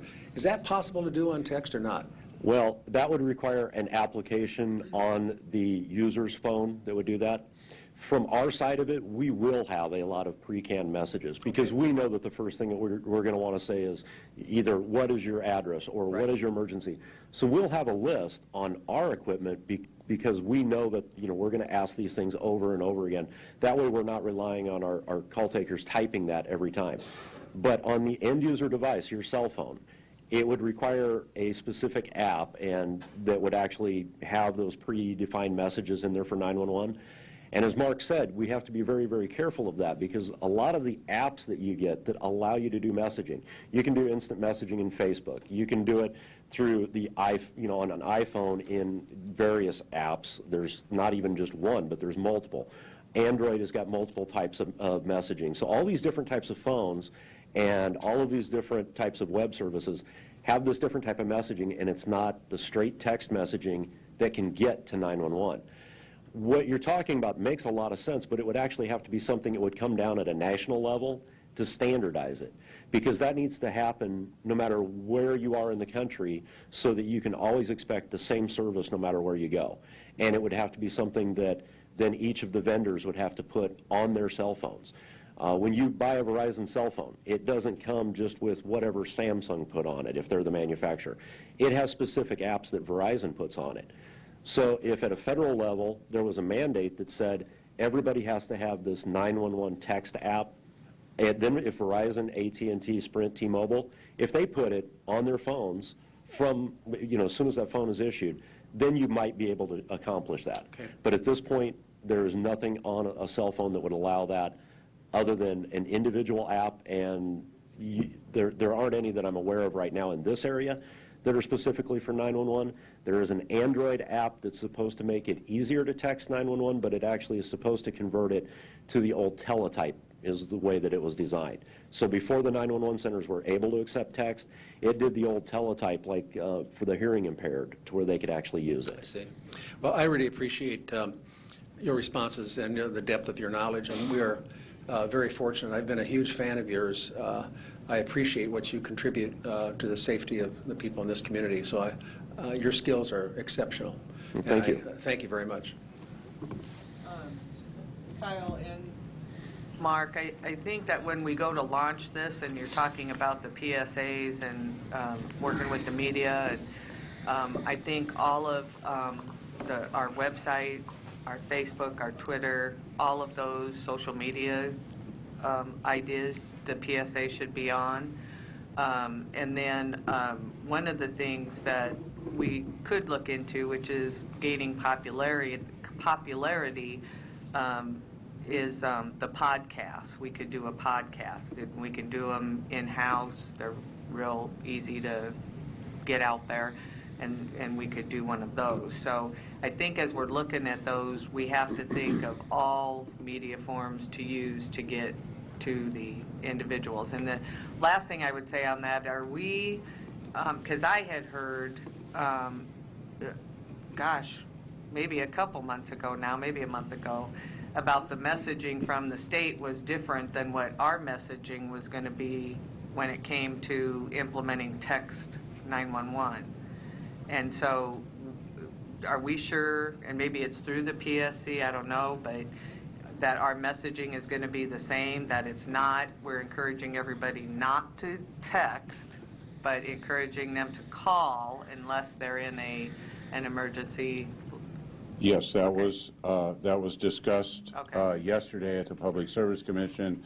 We're going to work through these issues, and everything that we're going to put out, we're going to send to them, and then we're hoping after the next wireless advisory board on the 12th of January, then they'll start taking these text messages, and they'll start their campaign, which is good for us, you know, because we just are going to do it in front of it, but it's going to keep going as people will do. So we definitely are going to be on the same page, because I wanted to make sure that happened, and that's like I said, that's where I went to. Great, perfect. All right. Well, before I leave, I was remiss on our two contracts that we signed, and I have to say thank you to Teresa Urick, who worked.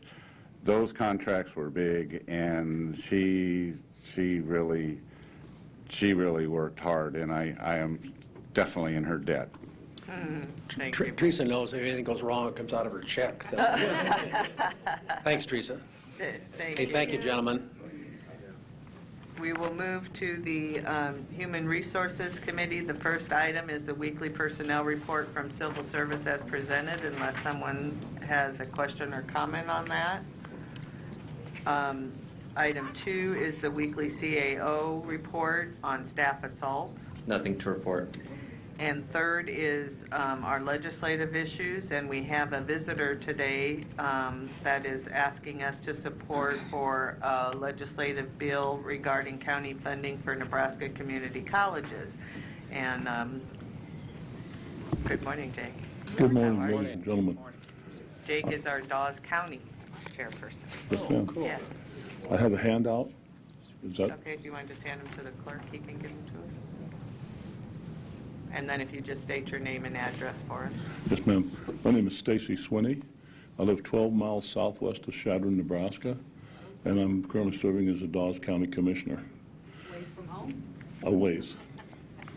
We had the NACO conference starting tomorrow, and that's worked in with this trip here. I'd like to thank you for seeing me, having me on the agenda. It was easy to get here as far as you have a user-friendly system. Oh, good. For getting us on the agenda. Great. I'm here probably as the first time this has been done. I represent a Dawes County and a coalition, or beginning stages of a coalition of panhandle counties of Nebraska, and we have a common concern, issue, worry of the way the trend of our community colleges are going and how the funding is. And we've talked about this for a couple of years out there, and Senator Davis from our area has introduced something 2 years ago, and it died in committee. Senator Davis has, we've been working with him with how we might be able to progress with this year. Dawes County, I've passed out a pie chart here of our Dawes County budget, and I'd like to point out the school districts.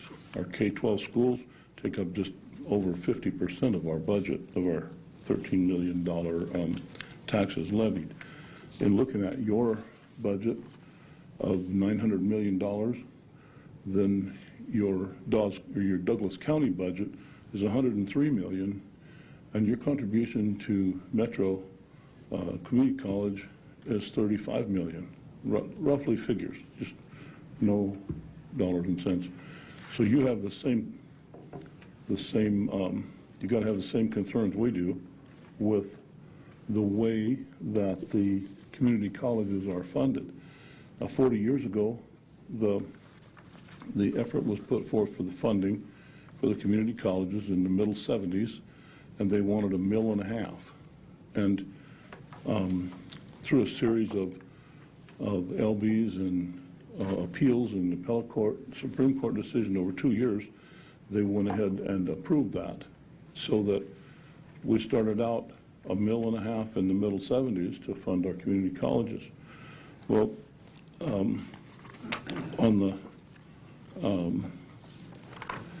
from the last budget hearing just a couple months ago of WNCC, or Western Nebraska Community College, that's the figures I have are mostly for our Panhandle counties and our WNCC. Now, I've met with Mr. Bach, Dennis Bach from Lincoln, and he's the state director, president of the community colleges, and we're in the process of trying to word an LB to be introduced by Senator Davis that will be friendly with us and something that they can live with, so that we get the support of the community colleges. This has never been tried as a gradual LB. In the past, it's been introduced in the last 8 or 10 years, maybe once or twice, about cutting off that funding directly, and that would be a big step, and that hasn't worked. It took us 40 years to get into where we are now, and it's going to take some time to get out. And we both have the same issues, and everybody in between us in the state has concerns with this. We're looking for ways to cut our real estate taxes. Well, on the pie chart that on the first page there, if you look down through the issues, the different pieces of that, there really is no place that we can really cut. If you look at the WNCC, $771,000 for this year, then that looks like an area where we might be able to redirect the funding. If we can, over a period of 5 years, redirect that funding to maybe increasing a part of a temporary sales tax or something from more in line with the way the state colleges are funded, then we might have a chance with making a gradual phase out. If we could eliminate that $771,000 from our Dawes County budget, we could lower the real estate tax write-a-check amount for between 7 and 8%. I don't see any place else in our budget that we can lower our real estate taxes that much in one thing. If we phase this in over 5 years, and at 5 years, then we would have to commit boards of commissioners to actually lower the real estate taxes that much. Then after that 5 years, we could talk about maybe increasing in other areas or something. We'd have to be very careful not to take that money and spend it somewhere else. You know, we have to commit to this over 5 years. Then after that time, we might be able to redirect somehow of ourselves.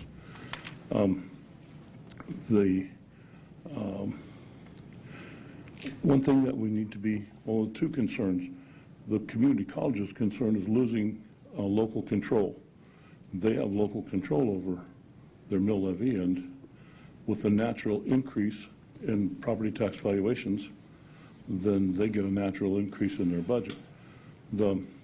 Our real estate valuations have increased from $6 billion to $9 billion in the last 10 years in the Panhandle. That's a 50% increase in 10 years. Their budget goes up that much. On the second page of this, it's a list of the Panhandle counties and what we're looking at this year.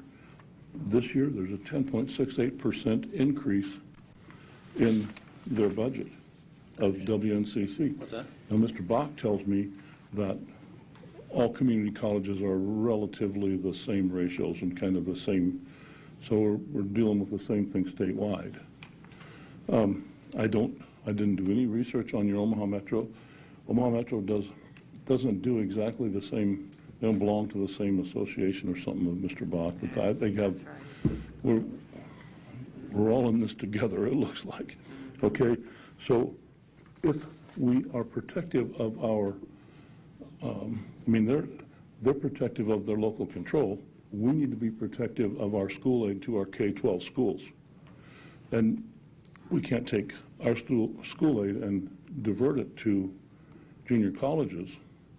We need to redirect the funding from somewhere else.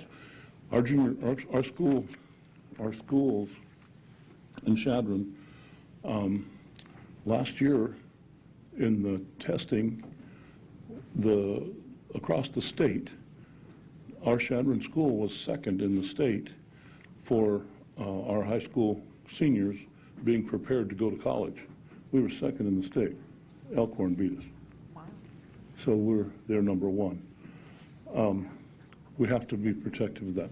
Our school, we have about 60 seniors this year, and in the newspaper last week it said 52 of them are committed to colleges. 52 of our 60 seniors are committed to higher education. Last year, 6 of our graduates went to WNCC. Now, Sioux County, who sees the biggest increase on the second page here, Sioux County sees almost $100,000 increase, and they had one student in the last 3 years that went to WNCC. Now, if you look at the all the Dawes County graduates were 70 last year, and we give $730,000. That's over $10,000 per kid to go to that school. I mean, that's our commitment to that school to keep the doors open, so those 6 kids could go there and pay full tuition. WNCC is the highest tuition of the state colleges. It's over $100 a credit hour. We're still, this 10.68% is their increase, and we are seeing like a 3% cost of living index. There's something seriously out of balance here, and we need to look at it and get somebody together with your end of the state and our end of the state to start something here. We're looking at tomorrow noon. I have a lunch with Senator Davis and Mr. Allen Bach in Lincoln, and this will be the second meeting, and we're looking at language of somehow that we can introduce, or that Senator Davis can introduce, and hopefully we'll find something that we can get the community colleges on board with. They know there's a change coming. They know this is a dead-end street. Mr. Bach told me that. He said this is where we have change coming, and they need to be part of the negotiations in the change. This is a good time to do this. We just need support statewide to do it. And if we have 11 Panhandle counties, we're going into a NACO convention tomorrow, and we will be all talking to other county officials across the state. And if there's a way that we can bring this into the conversation, and so that we have statewide support. If we get NACO to back our LB, then they will do that only if the community colleges also back it. So we have, in the northern 2/3 of Nebraska, northern western, we have 3 senators. I think you have 30 in Douglas County, right? Something like that, 30-some. Well, there's no way that we're going to get relief for our issues without the help of your senators. You also would get relief. So if we start this and we're able to at least get something on the floor this year, it's never been on the floor yet. If we get something on the floor, then we have a chance of maybe starting to make a difference. So does this go in with the conversation that we're having close to the unfunded mandate conversation, can it be slid into, or the shifting of cost? Because are you, if I'm understanding you, you're wanting the state to pick up this cost off of the counties, right? Right, well, part of it. The whole redirecting would be the whole system, the state funding for one thing, but one of the things, we met with the college in Scottsbluff, 8 commissioners and 3 people from the college and Senator Davis, and for instance, just for example, they have a lineman program that they're real proud of, and that's good. But lineman is not exactly a real popular thing. Well, one of the commissioners suggested is they expand into agriculture more in the agrochemical line, where maybe they'd offer something about the chemical application, licenses and training and all that stuff.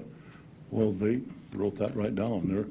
They're looking for ways to expand and to go into more effective, more needed programs. We have Pine Ridge Job Corps.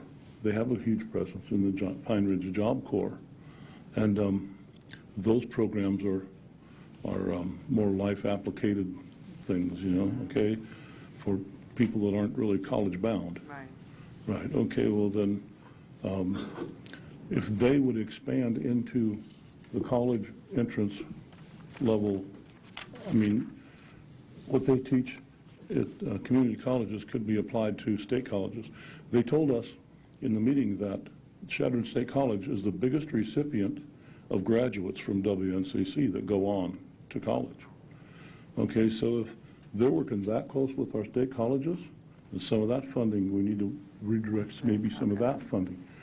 The high school, is interested in bringing some WNCC teachers or programs into the high schools for these 8 kids that might not be going on to college.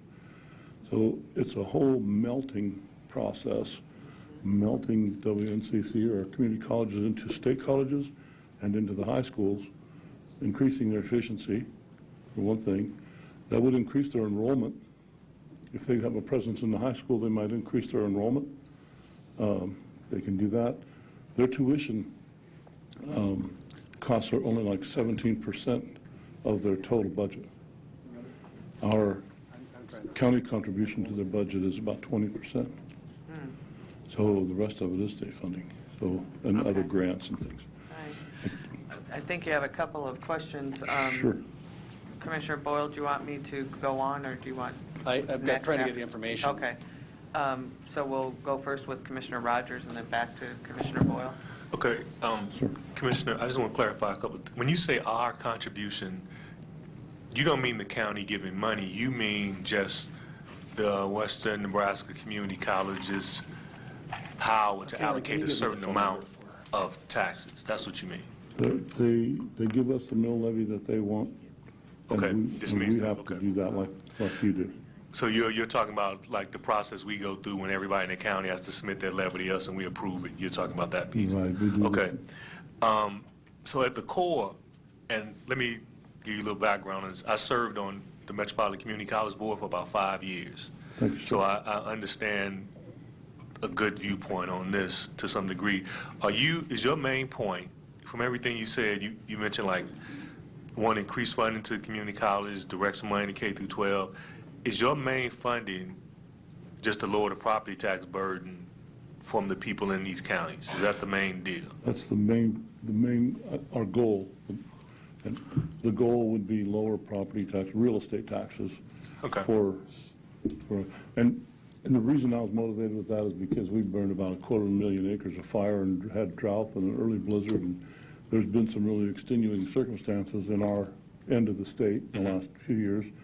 And we had a hard time justifying the increase in valuations with the fire and drought and all this stuff. In Dawes County, we're 55% ag tax base and 45% residential. Mm-hmm. So I'm assuming this is, can you say this is part of the bigger discussion that I think, I've heard this discussion in 2 places. I heard it in the K through 12 discussion in regards to some big ag landowners talking about the burden of K through 12, and then there's other debate where it came up through the gubernatorial race just about trying to fund money to drop the ag allocation. So is this a bigger discussion just of the tax burden in ag land out west? Well, yes, ag land is at the front of it. Okay. But, you know, not all taxpayers, not all real estate taxpayers are in the ag part of it either. But write a check real estate taxes. And the trend, sir, appears to be, if it keeps going like it's going, where does it end? So where do you, from what Dennis is telling you, where do we come together with the community college to kind of hash this out? Because this is my hesitancy in that, because the community college allocation is supposed to be 40-40-20. 40%, I think 20% tuition, 40% property tax, 40% state aid. And there was an agreement in 2002 when Governor Johans was governor that if the state gave more money to the community colleges, it was just an automatic understanding through a contract, the community colleges would keep their lid low, and when that adjusted, they would raise. From what you laid out, and I think Commissioner Borgson brought it out, to do it, the state would actually have to sign on to balance the burden. And I don't know how that happens with K through 12 ask for more education, with the learning community trying to take some money out, so they're going to ask for more. And I just don't know where the room is coming from. So I guess from what you want to do is noble, but at what point does Dennis see us getting together with the community colleges? Because Metro is not, at least our community college, I can say quite honestly, would not agree to that. Okay. And us going against this would be putting us really head to head with Metro. Does Omaha Metro have the same trend? Is there an increase like that in Omaha Metro? Now, I would assume that Metro has, just looking throughout the years in their levy, Metro has some room to increase their levy. They have not. And Metro, I think, is in another range of support for some things they want to do. You know, the argument that you're making with that burden, it's a general argument that everybody makes, but I don't think, because of the lack of ag land, is it fair to say that it's that same squeeze here that you all may be experiencing? So I think your dynamic is fair. I mean, depending on if you got ag land or not. It's hard on both of our farmers. Yeah. And that's what I'm saying. I could see Metro pushing back on this because, one, I think Metro had a big dispute. I don't know if they've come to terms on the rift that they had with Dennis, but Metro had a big dispute just because they thought they weren't getting enough money out the mix themselves. So I know they're going to have an angst with this.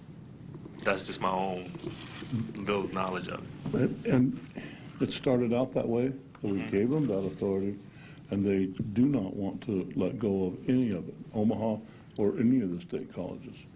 But the thing is, the increase in valuation is enough to decrease the tax levy. Like the levy is like 11 point something, and they were at 11.5 last, or 10.5 last year at WNCC, and we went and talked to them. They were going to take, when they came to our meeting, they said they were going to take another $500,000 for building improvement. And when we talked to them and told them, we've held our $2,792,000 of our Dawes County budget, we've held that the same for 3 years within a few dollars. And the city has also held theirs. Well, we asked the community college to hold theirs to the dollar amount, not the mill levy, the dollar amount. Well, they, oh no, we're going to go another half. But they did lower their mill levy by $500,000, but they still see a 10% increase just on the property valuations. They don't have to have that mill. If they'd have held their own without that 10% cash increase, then they would have lowered that mill levy probably to 8 something, or maybe, you know, I mean, they would have lowered the mill levy a lot to hold the same asking dollar year from year. If they even took a 3%, cost of living 3%, if they took a 3% increase, it would have made a $700,000 decrease on on their commitment from us. We just need to get talking with these people in Lincoln and here, and the senators that have to support us in the legislature are the ones that actually work for the people that we represent. If we are able to encourage those senators to do something, or to at least help us get something started, then we have a beginning anyway. On the third page of the handout is a letter that we, Dawes County Commissioners, wrote to Senator Davis. And Senator Davis has been very helpful to us in everything from fire recovery to blizzard there. He's been really active in our area, and you know, you go to the kid that needs you the most, and we have our needs, and he's been really responsive to us. We have a good line of communication with him. He did this a couple of years ago. He wants to do it again this year. We just need to get the support for him to do it. We forwarded this this letter to the other Panhandle counties, and all the commissioners in 11 Panhandle counties. We all talk on our meeting days of our Panhandle Public Health and Panhandle Mental Health. We have representatives from each county. So we're all in this in a support way. We've written letters to Senator Davis telling him we will support his efforts. Let's get the talk going. We're not saying we'll support the bill, but at the beginning planning stages, we all need to have a voice in this. Your board needs a voice. Omaha needs a voice. Somehow we need to get communication going here, and that's what Western Nebraska is reaching out to Eastern Nebraska, that we might be able to get something going and bring the rest of the state together. So, do you want the resolution to support the conversation about this, or do you want the resolution to support? Because there's a different tone that this comes. If your resolution is saying that you're looking for support to encourage this conversation between the state legislature and the counties on community college funding, that's a whole other thing. But how the letter's framed, the angst is going to come. You want to basically, do you want to take, or do you want the state to take up all the funding for the community colleges? I don't think that's possible, sir. I think it's going to have to come from several places, and the community colleges are going to have to redirect their own programs to assist with that just a little bit somehow. So in a sense, you want me to give up local control? As far as the mill levy, if we would reduce that by 2 mills per year over 5 years, they would be giving up 2 mills per year. We didn't get in this overnight, so we need to get out of it gradually. I think they might, from what I hear from our WNCC president and the people out there, I think we could get along with WNCC. The thing is, we got the rest of the whole state, and the laws that apply to Eastern Nebraska also apply to us. So we have to somehow make something in the middle here that's going to work for us. We can't do it adversarially at a state level from just Western Nebraska.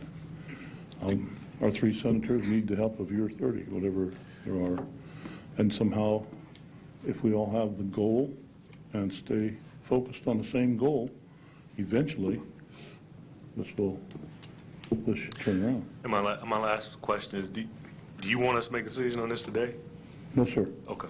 No, sir. I guess what I would ask for you today is talk about it among yourselves when you can, and with other commissioners and other local counties. That we're looking at our NACO conventions going on. I know that we'll all be there, and we'll be in small groups, and let's see what we can get going as far as people that might have ideas about this. Okay. You know, that's we can. Thank you. Yes, I've been scrambling here to try to get some figures. It's difficult. I didn't realize this was going to be quite so detailed. I'm trying to get information from the Metropolitan Community College as to what their take is on our property tax. I do have the mill levy, but I don't know the valuation of the property, so it's difficult. What I was looking at, first of all, what's the population of Dawes County? About 6,000 people. 6,000? We have a college also that makes it go up quite a bit. Okay. Well, the reason I ask is that looking at your pie chart here, you've got 4 law enforcement agencies operating with all the management in place, Dawes County Sheriff, City of Chadron, City of Crawford, and Whitney Village. And I was just going to run the total on that, what it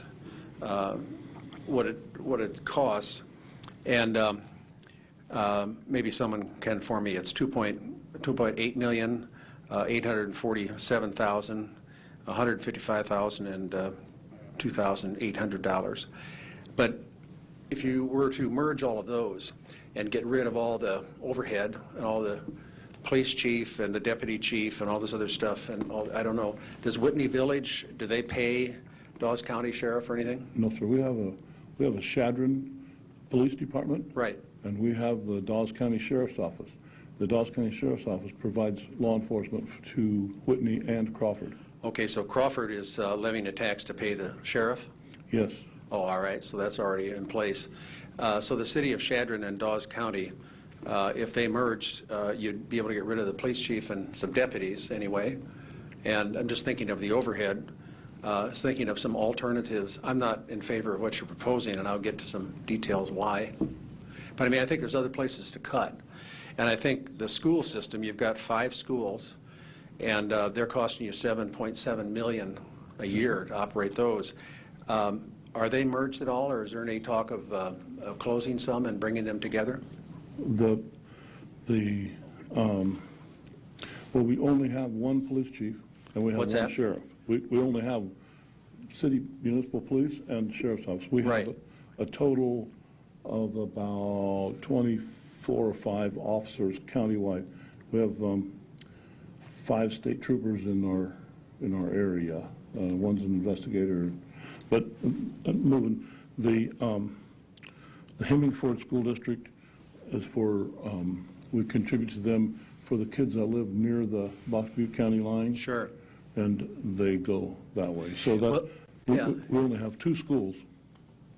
Well, what I was looking at is you've got the cost of 5 school districts here. Yes. And what I'm looking at is if there's some way to, for the leadership, it's always the administration that, to me, always drags things down.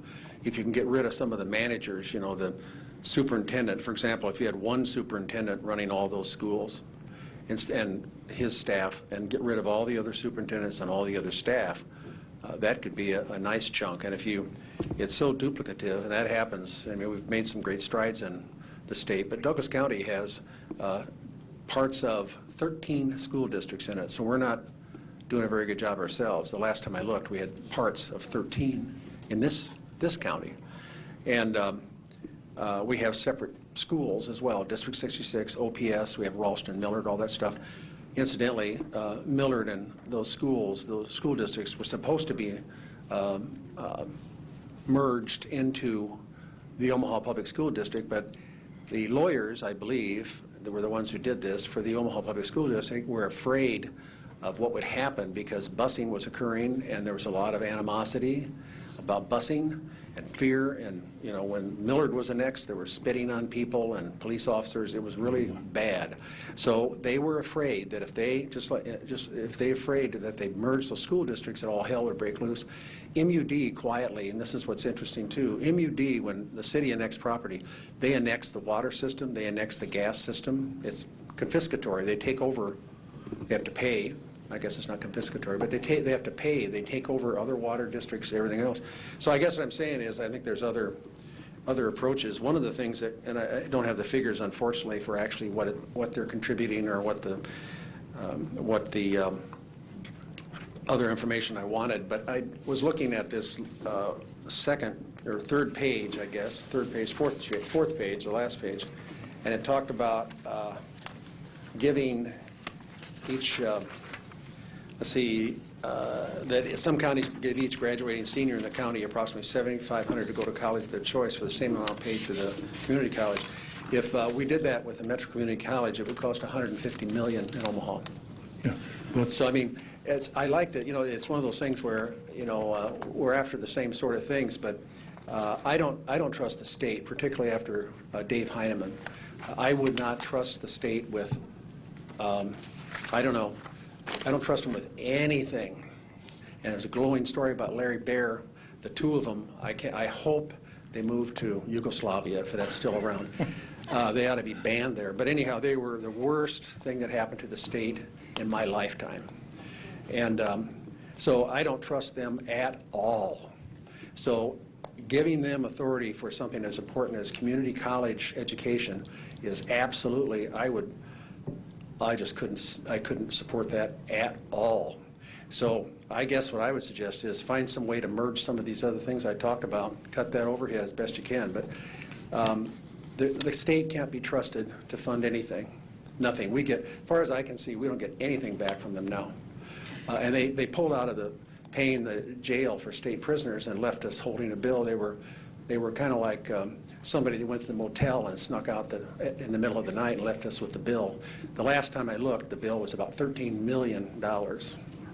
So, I mean, I don't know how else to say it, but I wouldn't, if they were driving a Uber or a Lyft cab, I wouldn't get in it.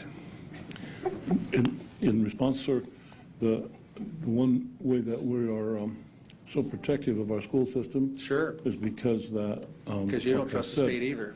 Our school system is, we have 52 out of 60 kids looking at college that are committed.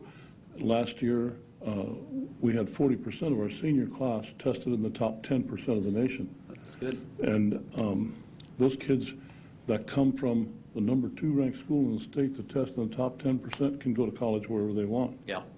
And the next thing is, well, we're very protective of that. If all aspects of county government ran with the same efficiency as our school district, with turning out good kids and getting them, going, like they're going, the county commissioners wouldn't have near as much to do. If our road department ran that efficiently, we'd be... Yeah.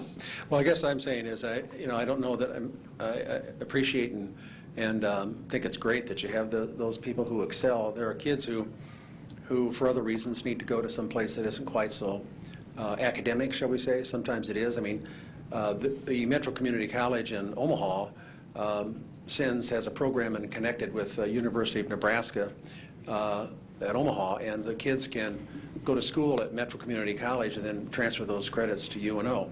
And so it's a very good, smooth system. So you do have good students who, for lack of money, will start out at Metro Community College, get the basics out of the way, and transfer. So I mean, I don't want to cast the students of Metro as not being smart or not being excelling. Not, sir. So I mean, they're terrific, but there has to be alternatives. And community college is a great asset in the state of Nebraska. And I would not ever consider throwing them to the wolves like Heinemann that's not and my Baer. intention at all. Not at all. Yeah. No, well, that's what scares the heck out of me. I think Governor-elect Ricketts is going to be much more responsible. I think he's a conservative, which is fine with me, at least on the financial issues. And I think he'll do a fine job. But and he's, I think, off to a good start. But I would never. I wouldn't want to see the community colleges thrown under the bus. I just wouldn't go for it.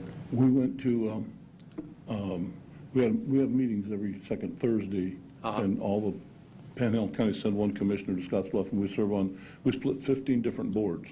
Our commissioner board, and then there's 15 different boards. And what do you think about the possibility of maybe 3 or 4 commissioners sitting on the board of directors of the community colleges, so we actually have a voice on some of these things? It's one more board for us, but we would at least have a voice on some of the things that... What would you want to say? Cut spending? Is that what you want to do?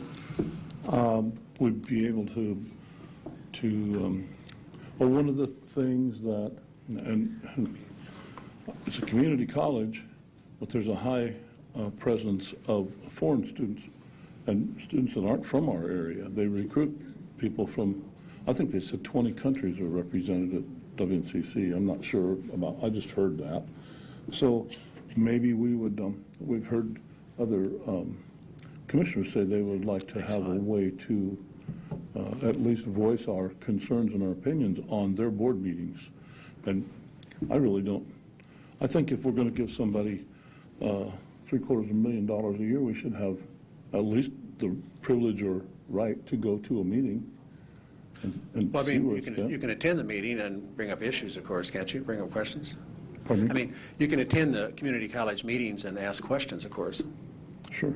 But I'm curious about these foreign students. Where are they from and how many? I do not know, sir. I just heard that there is a foreign presence, and we do have a huge sporting program, and it's a lot of, in the Scottsbluff paper, there's a lot of social things that they make the paper often. That's fine. That's what we need to do. I mean, they're positive news? Yes, I have no problem with they- that at all. Are they Mexicans or what? Oh, I do not know, sir. Okay. I'm curious about, tell me, isn't there a Chadron State College there too? There is. Okay, and what about them? Do they bring foreigners in too? Yes, sir. And it's a positive thing. But It is a positive thing. I think so. But where are we? Our real estate taxes pay the expenses, or aside from state aid, for our K-12 schools. And once a kid gets to be in the 12th grade, then his choices become a lot broader. And I just think that if we're going to contribute to WNCC, then the same, if we did taxes to everything, it'd be never ending, you know. I'm just concerned about the direction we're going with the increases on things. I understand. I mean, I think all of us do too about a lot of things, but I just think it's, I would not trust the state. I think I made that clear. I would not trust them to provide the gas for the buses. Thanks. Thank you. First off, Commissioner Swinney, thank you so much for making the trip in to share our meeting with us this morning. You get the prize for the longest trip in today. If you came in from Chadron, we do appreciate it. How nice it is to hear from somebody from another part of the state and some of the problems we have in common.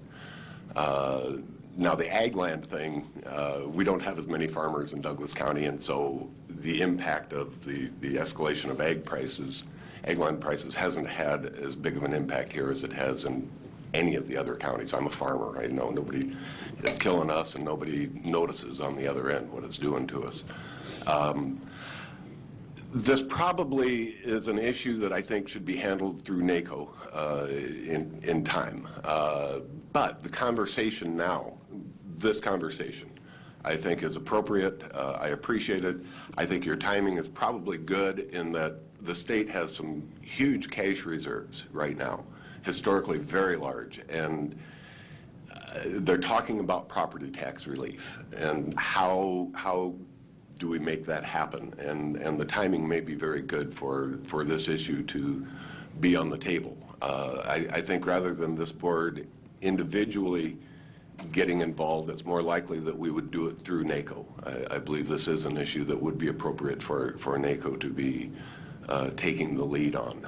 Anytime Chadron and Omaha are working together, that kind of says NACO either is or should be involved with the process. So there's some things that do make us uncomfortable. We don't have a great working relationship with the state. We'd have to make sure, you know, ample safeguards are in place and everything. We do have a great community college here, and we want to make sure we continue to do so. But to consider now a change in funding for them to offer some property tax relief is a noble cause, and I appreciate the conversation. Thank you for coming in this morning. Thank you, sir.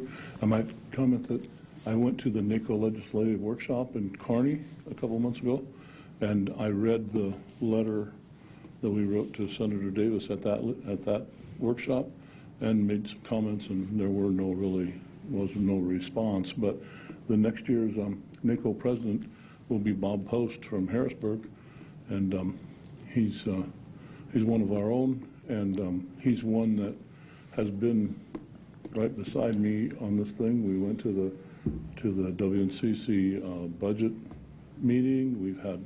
He was at the meeting with Senator Davis in the college. He's well aware of what we're doing.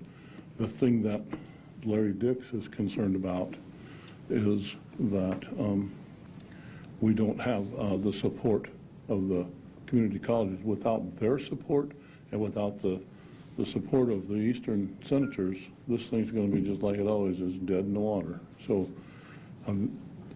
my appeal to you is, let's meet in the middle here somewhere.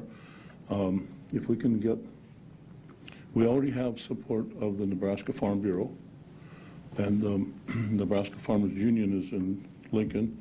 Tomorrow I hope to go early enough to stop in their office, but I just read about this. John Hanson is the president of that. And the Nebraska Cattlemen Beef Association, is Senator Davis is covering that. Their annual meeting, I think, is Thursday, or I'm not sure what, but he's got that part of that. At the lunch tomorrow, I'd sure, I will tell him it was an amicable meeting. There you go. But, we recognize that we need to be on the same of this. And the chairman of our board, Jake Stewart, is a young man. He's bright and smart and really a go-getter. And he's going to be at the head of this for what we can do for our panhandle. I'm sure he's going to stay really involved in it. We've committed to Senator Davis that we will come, if we can get it into to the legislature and assigned to a committee. And he's hoping that we can get it assigned to the Revenue Committee rather than Education. And if we can do that, then we will try to rally up some support from the other commissioners of the Panhandle to come in and testify on that. Thank you. I think one of the things that with our metro, and I don't know if it would be the same for yours as well, but we're seeing not only an increase in students right out of high school going there to get prerequisites and then going on to a college, but we're seeing a large, I guess you could still call it middle-aged individuals that are going back to school, and they're going to the metro colleges. And I don't know if that's, besides your high schoolers going to that, if you're seeing an increase, if that's the only opportunity out there, besides your university. But I think we would have to, as a board, just have a conversation with our metro to understand their perspective of this issue. And then I do believe that it is a good idea to continue talking about it at the NACO, especially these next 3 days, like you said, because there's going to be many of us there. So. Yes, ma'am. Okay.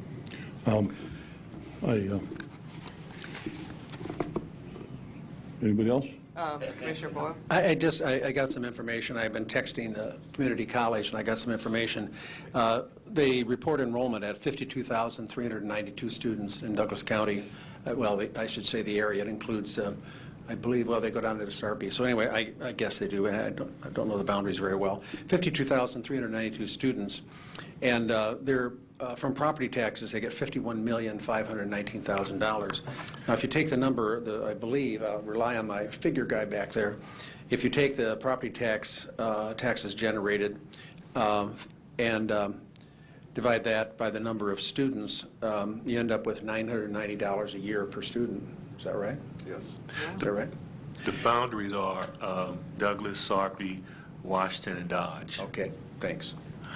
So anyway, that's quite a bargain for us, and I think what it is an economy of scale, that we have so many students and the mill levy and all that sort of thing, and you've got so many students, but the mill levy, to pay for that, that could be a problem. But I don't think your solution would be good for us.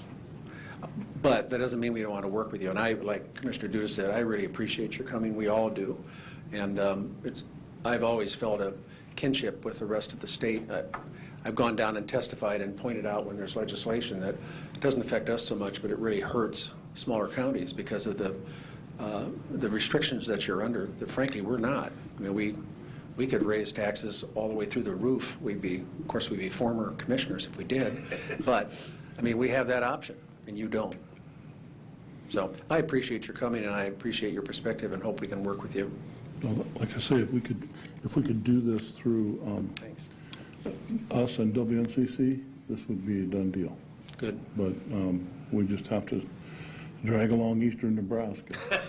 Well, we appreciate you coming, honestly. It's dragging, that's for sure. It's nice to see and hear from our fellow commissioners out west. So out in God's thank country. You, and yes, I'm sure I'll see you in the next 3 days.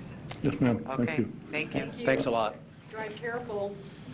Well, he's here for a few days. 510 miles. Yeah. It's always closer coming this way than going that way, you know what I mean? That's what you always hear, don't you? Hey, thanks a lot. I'm going to skip item B for right now and go to the resolutions on the salaries, just because we have a lot of chief deputies and issues and elected officials here. So the first resolution, just disregard because it's been updated. So if you see, we'll move to resolution. Patrick, where is the next resolution you said? Okay, so you have G5, which is the 3%. Right.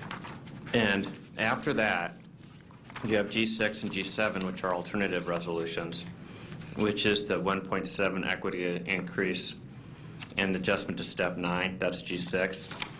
G7 is the 1% equity adjustment and an adjustment to step 9. So the intent is to have the board approve either G5, G6, or G7. Then you'd have G8, which is the bailiffs, chief deputies, bailiffs, and captains, sheriff's captains. That resolution will have proposed increases that are different depending on, for the chief deputies, on which chief deputy it is.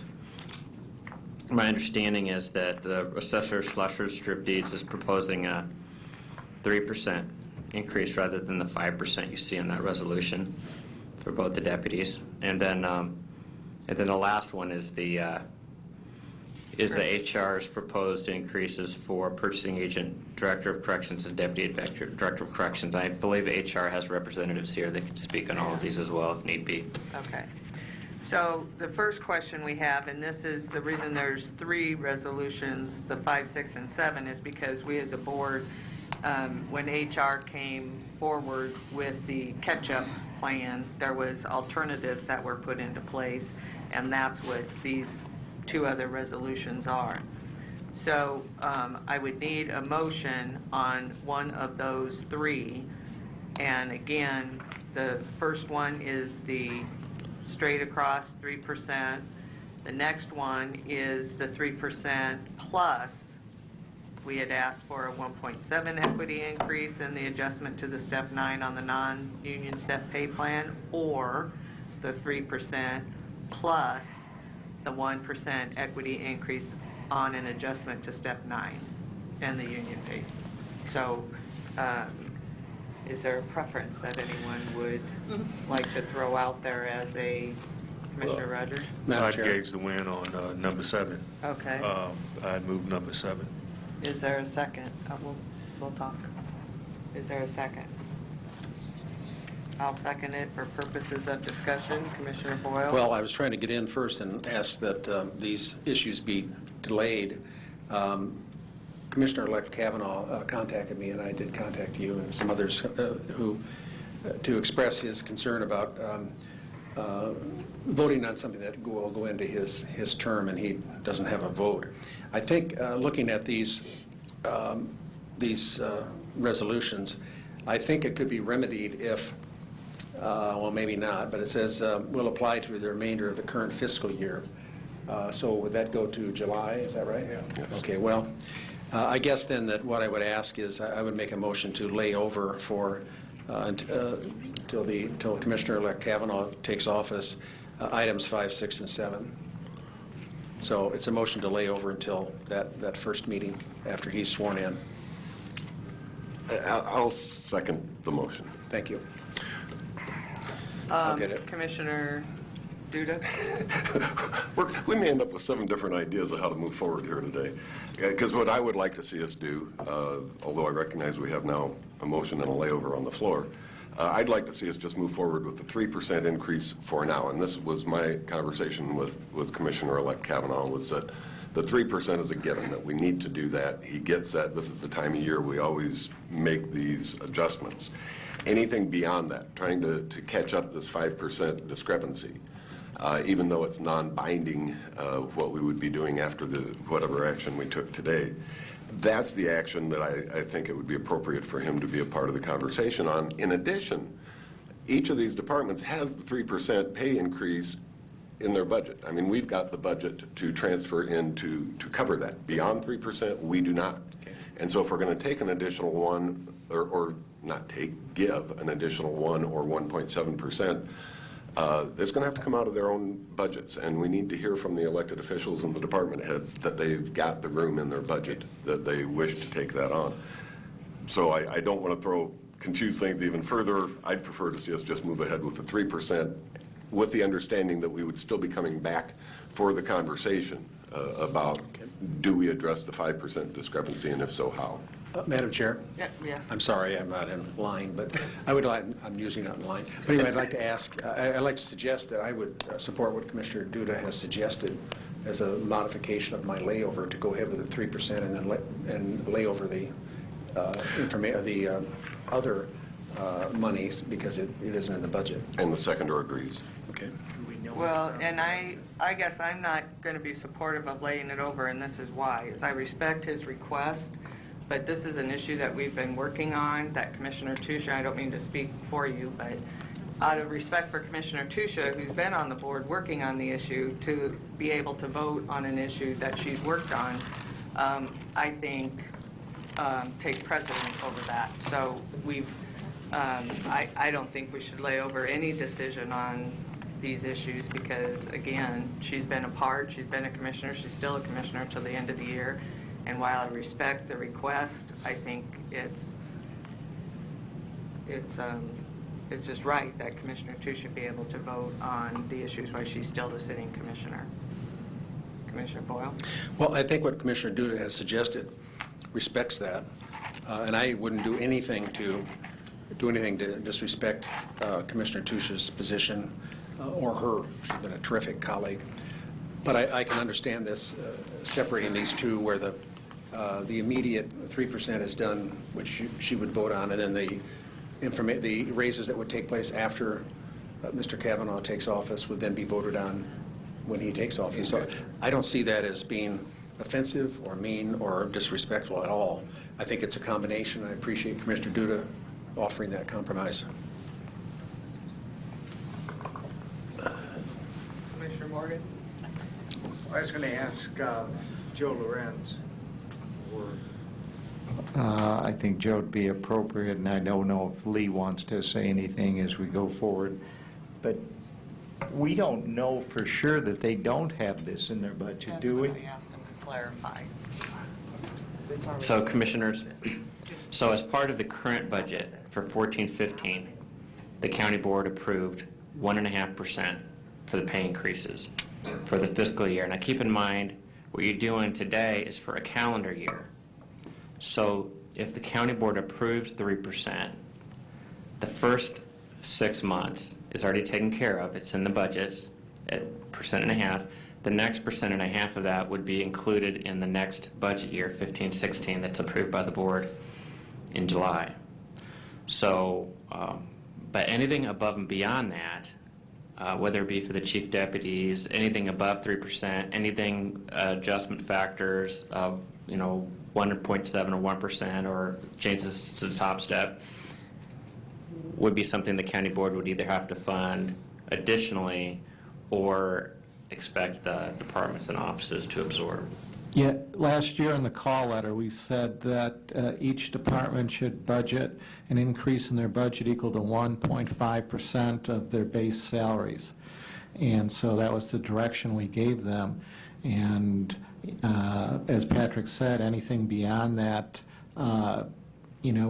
is not meant to be covered in an overall salary increase, but they would have to cover individually with room from other places within their budget. So the only thing, and I'll just finish the question, I wasn't trying to interrupt, but then if I'm hearing you right, then number 5 would be the only one that we know for sure is funded right now. Only half of it. No. Well, it's only half a year. It's half a year. Right. Yeah, so you would presume if you approved it today at 3%, the presumption would be, now of course that doesn't bind you, but the presumption would be that you would include the second 1.5% in the 15-16 budget when that's approved by committing to the 3% today. Again, that doesn't bind you when you have your budget discussions, but it's a statement of intent, basically. Because the budget is only going out till July 1st. So when we did last year's budget, there was a 1.5% in there to cover this period January 1st to June 30th. But, you know, we haven't given out the call letter or direction for next year's budget yet. Well, I'd like to do number 5, I mean, if that's the will of this board, but I also like to always listen to you, Joe, because we spend a lot of time talking about this, and sort of Patrick, too, maybe. You know, to your point, or whoever said, I think the number 5 is consistent with the direction that was put out in the budget, and that anything in excess of that would have to, Probably have to have further discussion. Yes. With the departments, maybe, if we're doing that. I don't. That's just the thought. Well, I think, I'll ask Commissioner Rogers what he thinks, because it's his motion, but to me, there isn't anything to lay over then. If we say, back to number 5, that's what, and again, we're only approving half. I mean, half is in the budget. So the presumption is come next budget year, we've already committed an additional 1.5% to their salaries. The other piece of it that HR's been working on since our strategic plan comes into play during budgeting time, not necessarily during, that we wouldn't have to lay it over at all, we would just have to bring it back during, during the budget discussions as to whether or not we want to do the long-term catch-up, is what we're calling it, funding of those salaries. So, but again, it's not budgeted for. So, Commissioner Rogers, I throw it back to you for a minute, because again, if we just do Resolution 5, 6, and 7 goes away until our next budget discussions, which again, keep in mind that HR during strategic plan brought it up. They came back with a plan. They presented the plan to the committee. The committee brought the recommendations +1, but that's why you have 2 resolutions here, on how to determine that catch-up clause, or catch-up problem that we have. But since it's not funded, and maybe even during budget time we decide we can't fund it again, that's when that discussion happens. What do you think? My feel, either, if you're going to vote for 3, you might as well vote for 1, because it's not there. Right. And so I'd rather let it live its fate. Okay. Because, you know, yeah, if you only got for 1%, then unless we're going to wait till next year around June and do it. You know, if we're going to wait till next year around June and do all of them, that's fine. But if none of them's budget, I don't see what the fact is of playing with another 1%. So we're saying right now we're in our budget, we have 1.5, and we're committing, if you will, another 1 to an additional, actually 1.5 or 2.5. Or 2.5, instead of the 1.5, 2.5 for the next year if we go forward with number 7. And I mean, my added point too is, without, you know, getting detailed into it, I think there's some other ramifications that are going to happen with this. This is going to bring up the discussion that we had a couple of years ago about certain departments taking actions toward formalization. And I just think we need to go do something on it with some good faith. If we hold off, if we do the 3, I think it's going to trigger other actions. And I think if we don't do 6 or 7, yeah, I think we need to do 6 or 7 to trigger. My deal with 7 was it was the lower, it fades it out of a certain time, and that's why, you know, I put that out. And I agree with that. only because, again, that's what we've worked through during this process. But I just wanted everybody to understand that what we have in the budget for any of this isn't all entirely in the budget, not even the 3%. It's only the 1.5% is in there currently. So, Commissioner Duda? Thank you.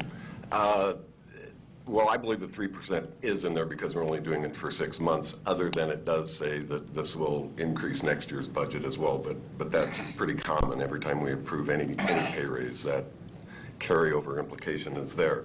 I don't believe that passing resolution number 5 today, granting the 3% increase, I don't think that precludes us from coming back in the near future and revisiting, are we going to try to play catch up with this 5% discrepancy that HR has brought to our attention.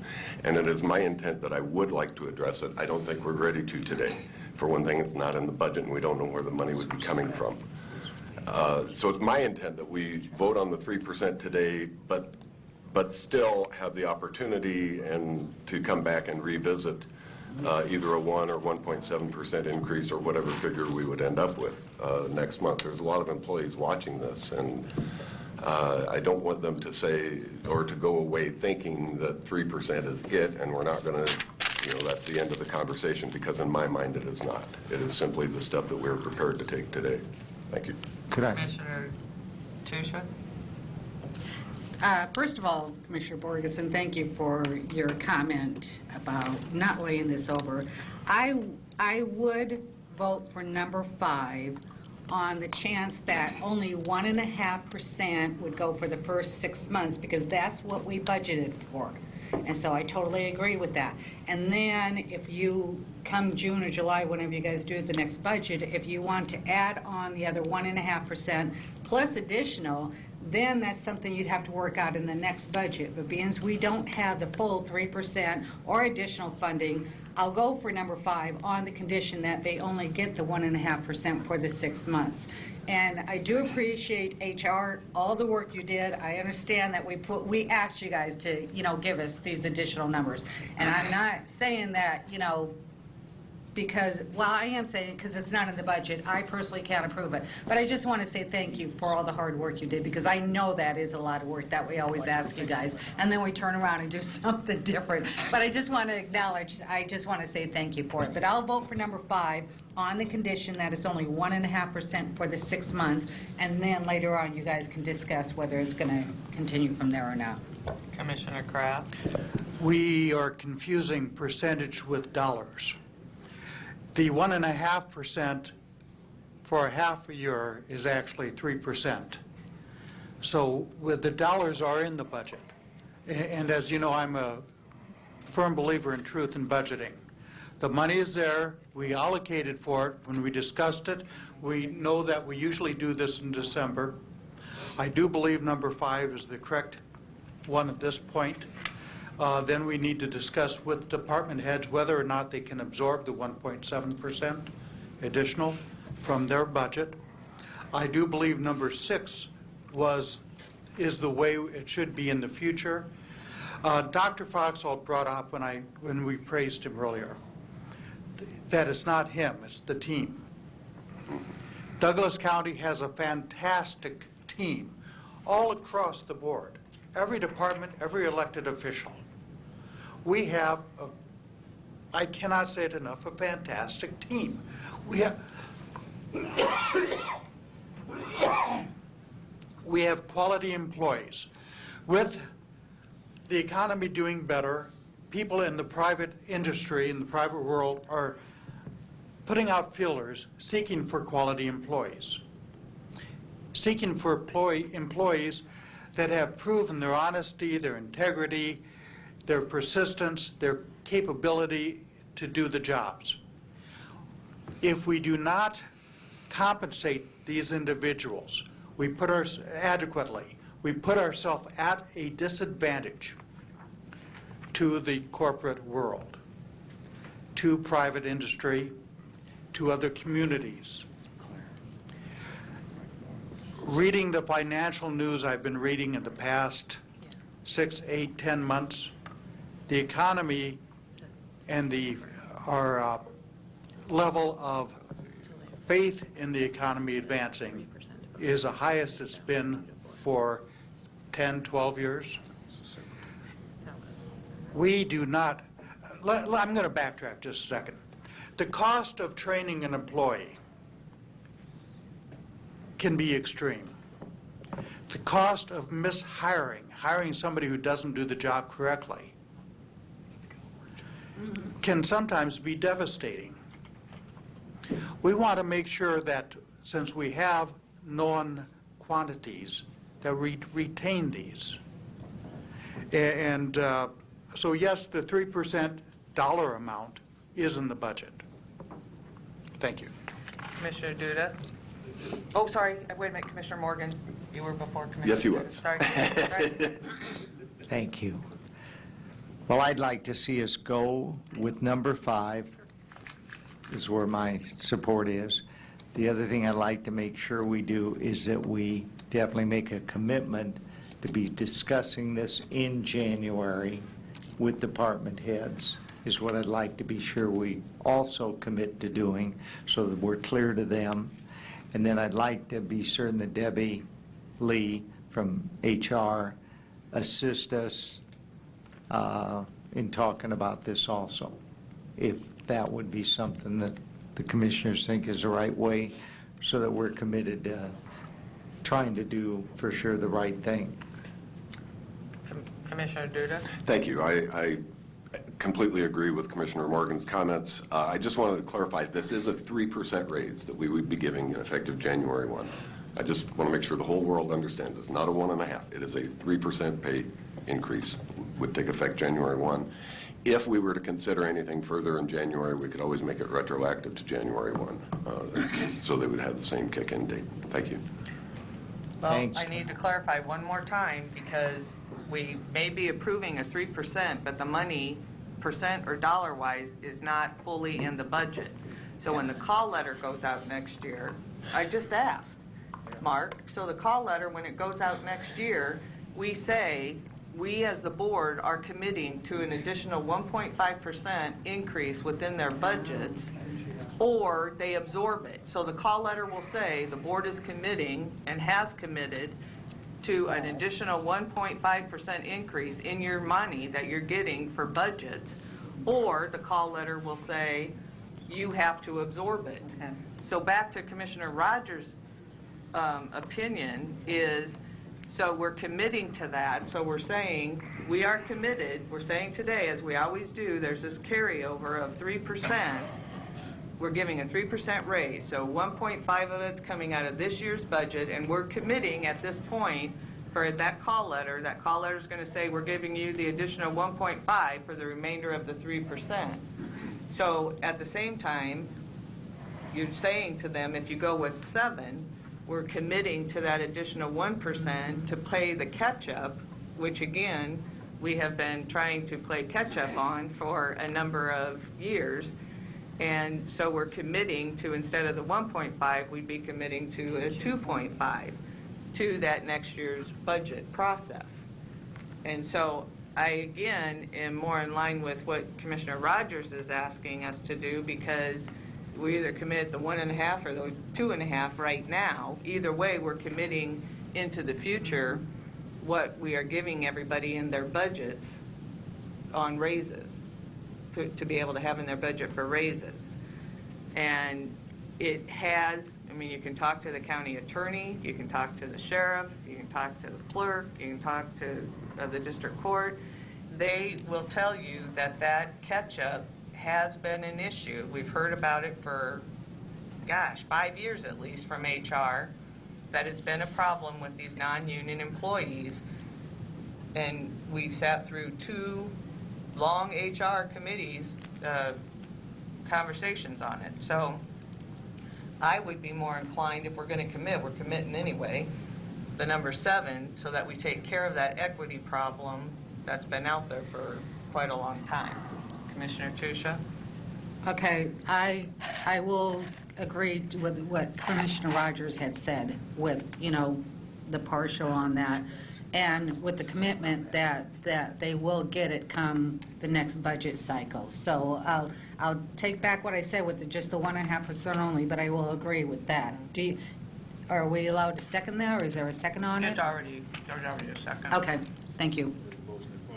What would, if you don't mind me asking, what's the additional cost number if we go that direction approximately that we're committing? Is that fair to ask? I think HR had it last time they presented it.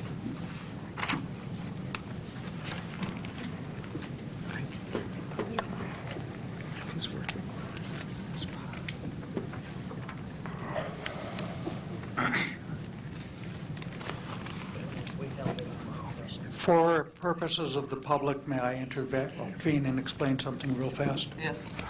The 2.5% or 1.5% or whatever is not of our total budget, nor our total employees. Only the, I believe it's 300 employees who are non-union. So I just wanted anyone watching this to understand this. Thank you. The catch-up factor, and we presented two different options.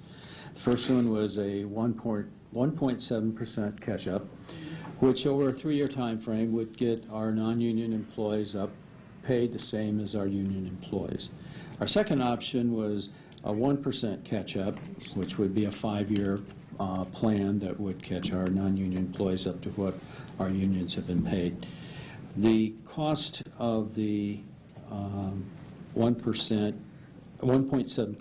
was $1,069,399 over that 3-year period. 2015, that cost would be $340,800. Year 2, $356,810.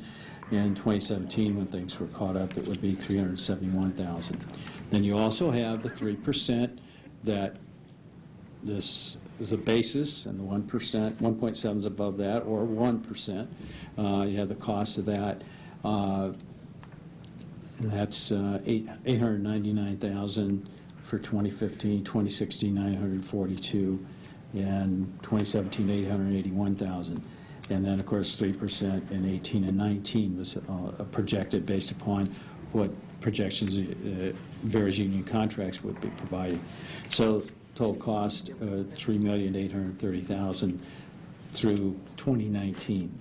I don't know if that confused anybody anymore, but this was one of the pages in the presentation we provided. So can you turn that thing on and just put the paper? Yes. Not exactly sure. Yeah. There you go. So the second one is the one that's in the motion for number Resolution 7. Yes, Resolution 7 would be the 1% catch-up. Right. Over a 5-year For 5-year time period. frame. That's 7. Okay. So does that help? Yeah, and that gets us to where Right. we're catching up with the union. Right. Okay, Commissioner Duda? Thank you. The two competing ideas that we're trying to decide between today, one of them is in the budget, one is not. If we're going to support the Resolution 7 that includes the additional 1% catch-up factor, I've got to ask the question, this says it's going to cost $199,126. Where are we getting that money? Where are we taking it from? Is it coming out of their individual budgets? Are we going to try to come up with it? Somebody's got to clarify where this $200,000 that is not budgeted, where they're planning on taking that money from if we are going to approve this. If we take it out of this year's budget to fund it for that first half, where would it come from? You're talking about the equity adjustment factor, The or 199. right. So there's two options. A, the departments and offices would have to absorb it, or B, there would have to be a supplemental appropriation, and that money would come probably from reserves. Okay, that's what my question was. Oh, I'm sorry, were you done, Commissioner Duda? I'd maybe call for the question, but I also want to know what we have in front of us. Is Well, we Chris? have a motion to lay over first, and then we have a motion on the floor. That was Commissioner Rogers' original motion to approve item 7. With the 1%? With the 1%. Okay. So how do you want to? Well, we have, you raised 3. 3 motions, Madam Chair. Your call. The clerk's office would like clarification. The first motion, Commissioner Rogers, and with the chair seconding for approval of number 7. Right. The second motion, a layover motion from Commissioner Boyle, seconded by Commissioner Duda. And then the third motion is from Commissioner Duda, seconded by Commissioner Boyle for number 5, for approving number 5. So you have, and I believe procedurally layovers take precedent. So we need to vote on the layover first? Or he can withdraw his motion. Or you can withdraw your motion. Would you be willing to withdraw? I would like to hear what Commissioner Duda offered as a substitute, because that was laying over just a portion. Would you repeat what you did, and we agreed to that? So that's really what the issue is. What I would like to do is lay over the discussion on catch-up to a later date when we have a better idea how we're going to pay for it.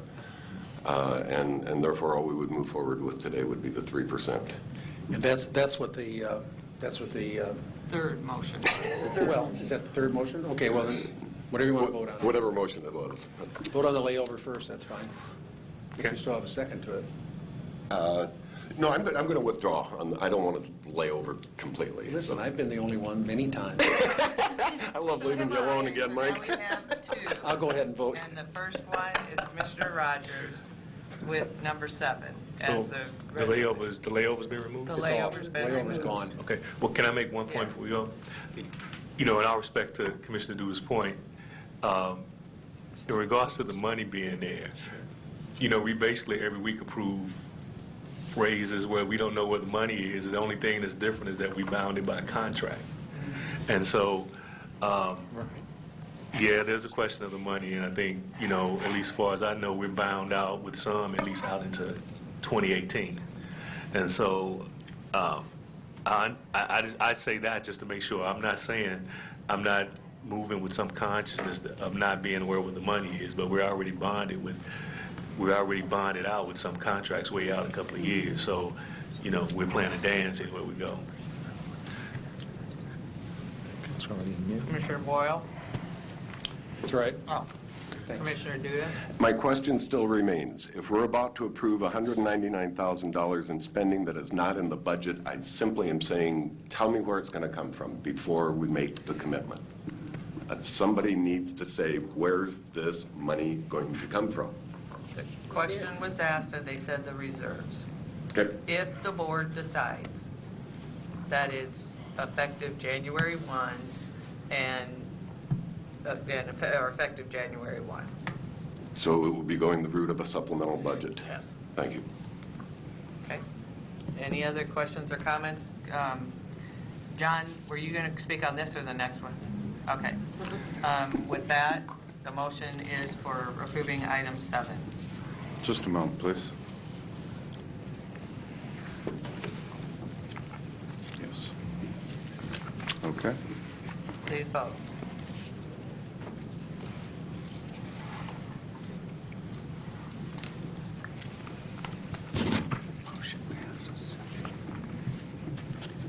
Motion passes. Okay. So now we have to decide on a resolution approving pay increases for chief deputies, district court bailiffs, and sheriff captains.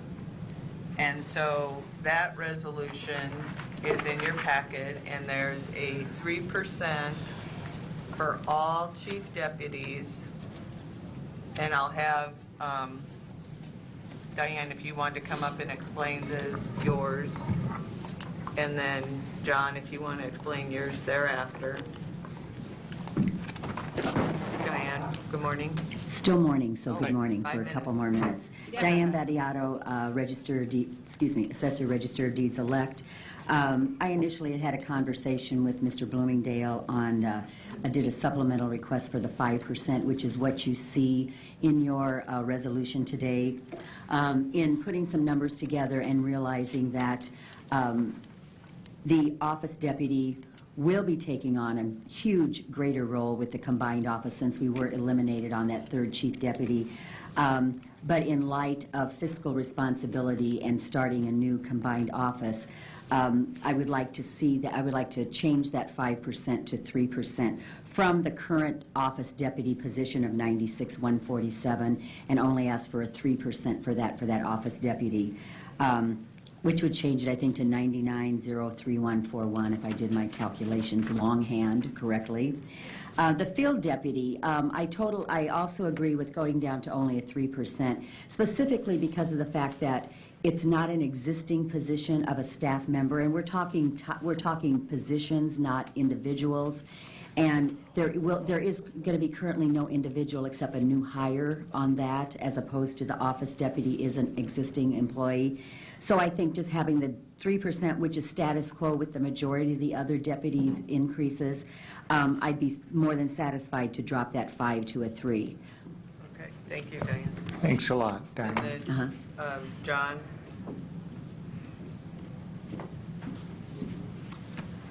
John Friend, Clerk of the District Court.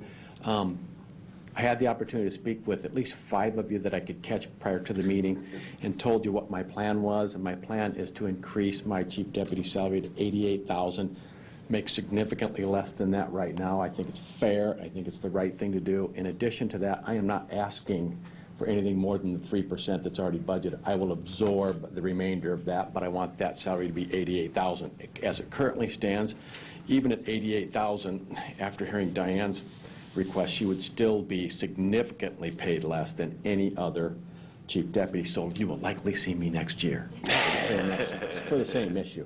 And if I have to absorb it then, I'll absorb it then. If any of you know my chief deputy, Jane Alexander, her professional reputation precedes her wherever she goes, and she is very marketable.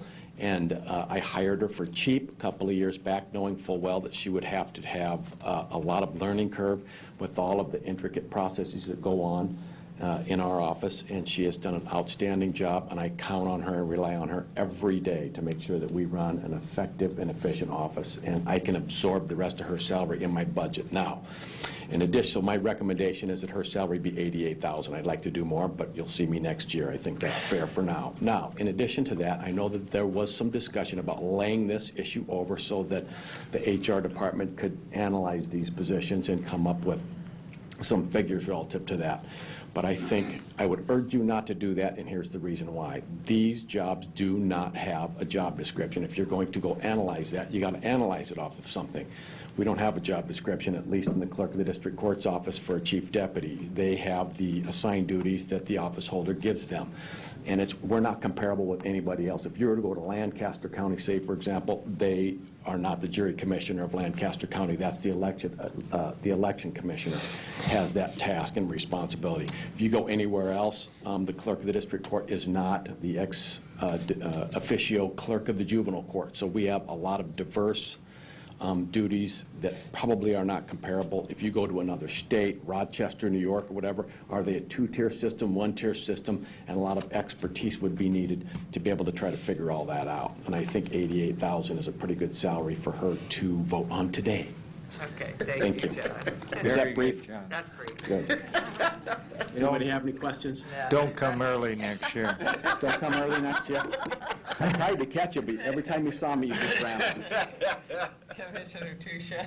Okay, I just want to verify on this that the 3% that we're looking at is all as of January 1st. It's not going to go into the second budget cycle. It's the same thing as the one before. Okay, and everybody has 3% in their budget currently to cover this? In our budget. In our budget.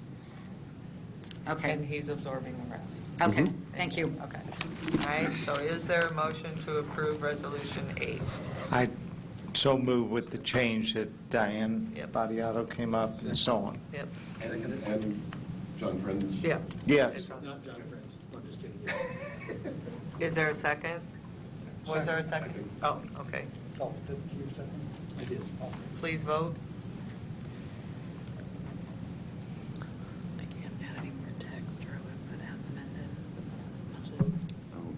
Can't you go back? I'm number 5. Oh, okay, that's right.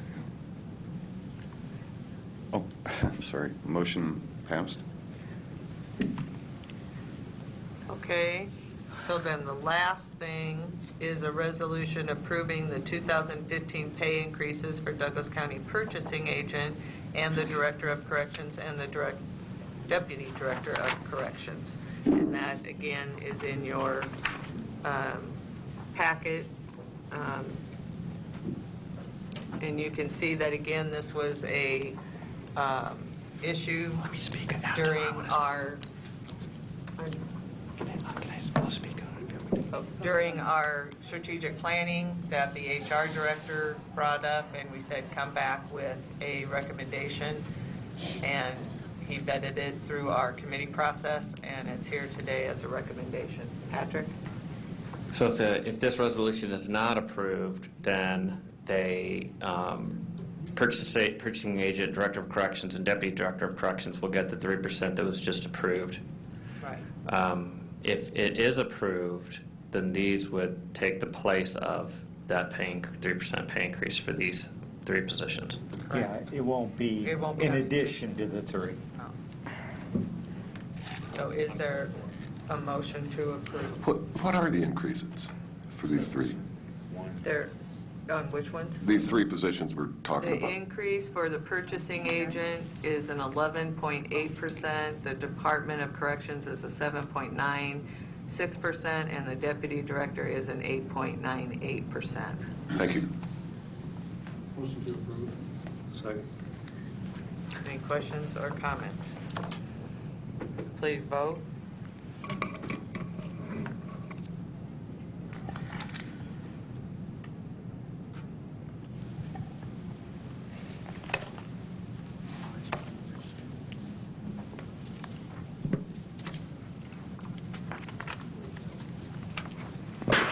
Motion passes. Okay. Now, do we have executive session? Yes. Yes, for litigation. Litigation. Is there a motion to go into? Second. We still have legislation on the agenda. Sorry, I forgot about that one. So the legislative one should be pretty quick. If you go to your packet and you go to the 3rd page, what we have, the first pages are all of our legislative items that were put together and what we've discussed. Then the next page 10 of that, you'll see that there's issues that were supported at a tri-county level, and so those are kind of a separate issue, I believe. And then page 13 and 14 are it's narrowed down, and these were the ones that the committee talked about from the big list, that we said, here are the ones that we are going to use as our legislative priorities. And so from this list, if there are any of these that you want to remove, then we need to know if you want to remove any of them. But it's been narrowed, and so this is what we have as our legislative packet. So since I'm going to try it one more time, I'll lay this over till next week, and please tell me of those pages, those 2 pages, if you're okay with that being our legislative package, or which ones you do not want to move forward with any longer. And so then we'll vote on that next week. My computer should be working by then, so.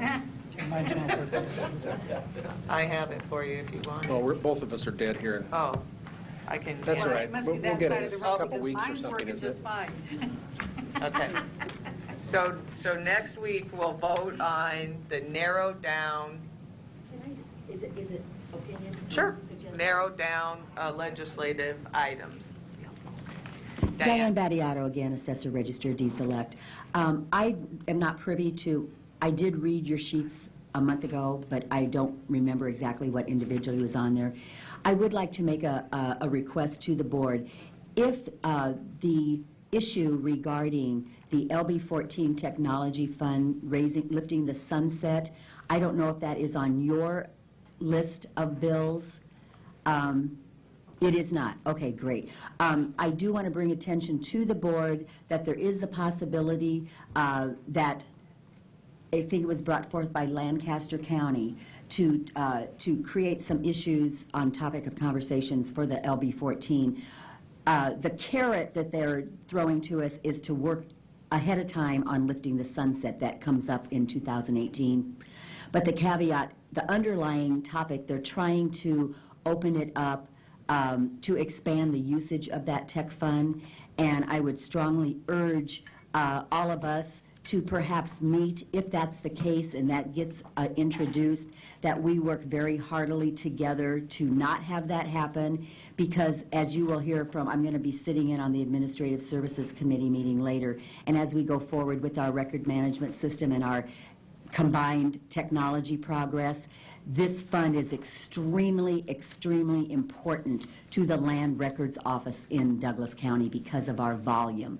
So I wasn't sure if it was in your packet, but you will be hearing from me, and I would like to have some conversation if that goes forward in January down in Lincoln. Okay. All right, thank you. Thank you. So that's then all the legislative. Then we do have an Administrative Services Committee immediately following this board meeting in room 903. And, a half hour? Yeah. Okay. So a half hour after we come back and convene. And then, again, the last meeting is scheduled for next Tuesday, and then the first meeting for the new year is January 13th. So right now, we do need a motion to go into executive session for So moved. litigation. Is there a second? You already did that, didn't we? Oh, I don't think I got it. Did I do it? Yeah, that's all right. Do we have a motion and a second to go Yeah. into executive Yeah. session? Yes. For, Litigation. oh, Didn't we we do do now. that? Yeah. We have a double. Please vote.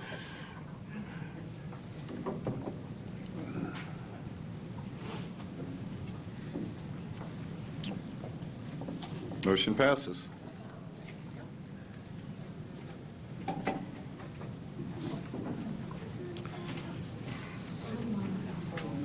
I'm sorry? Yeah, after. Half hour break. Yeah. Okay.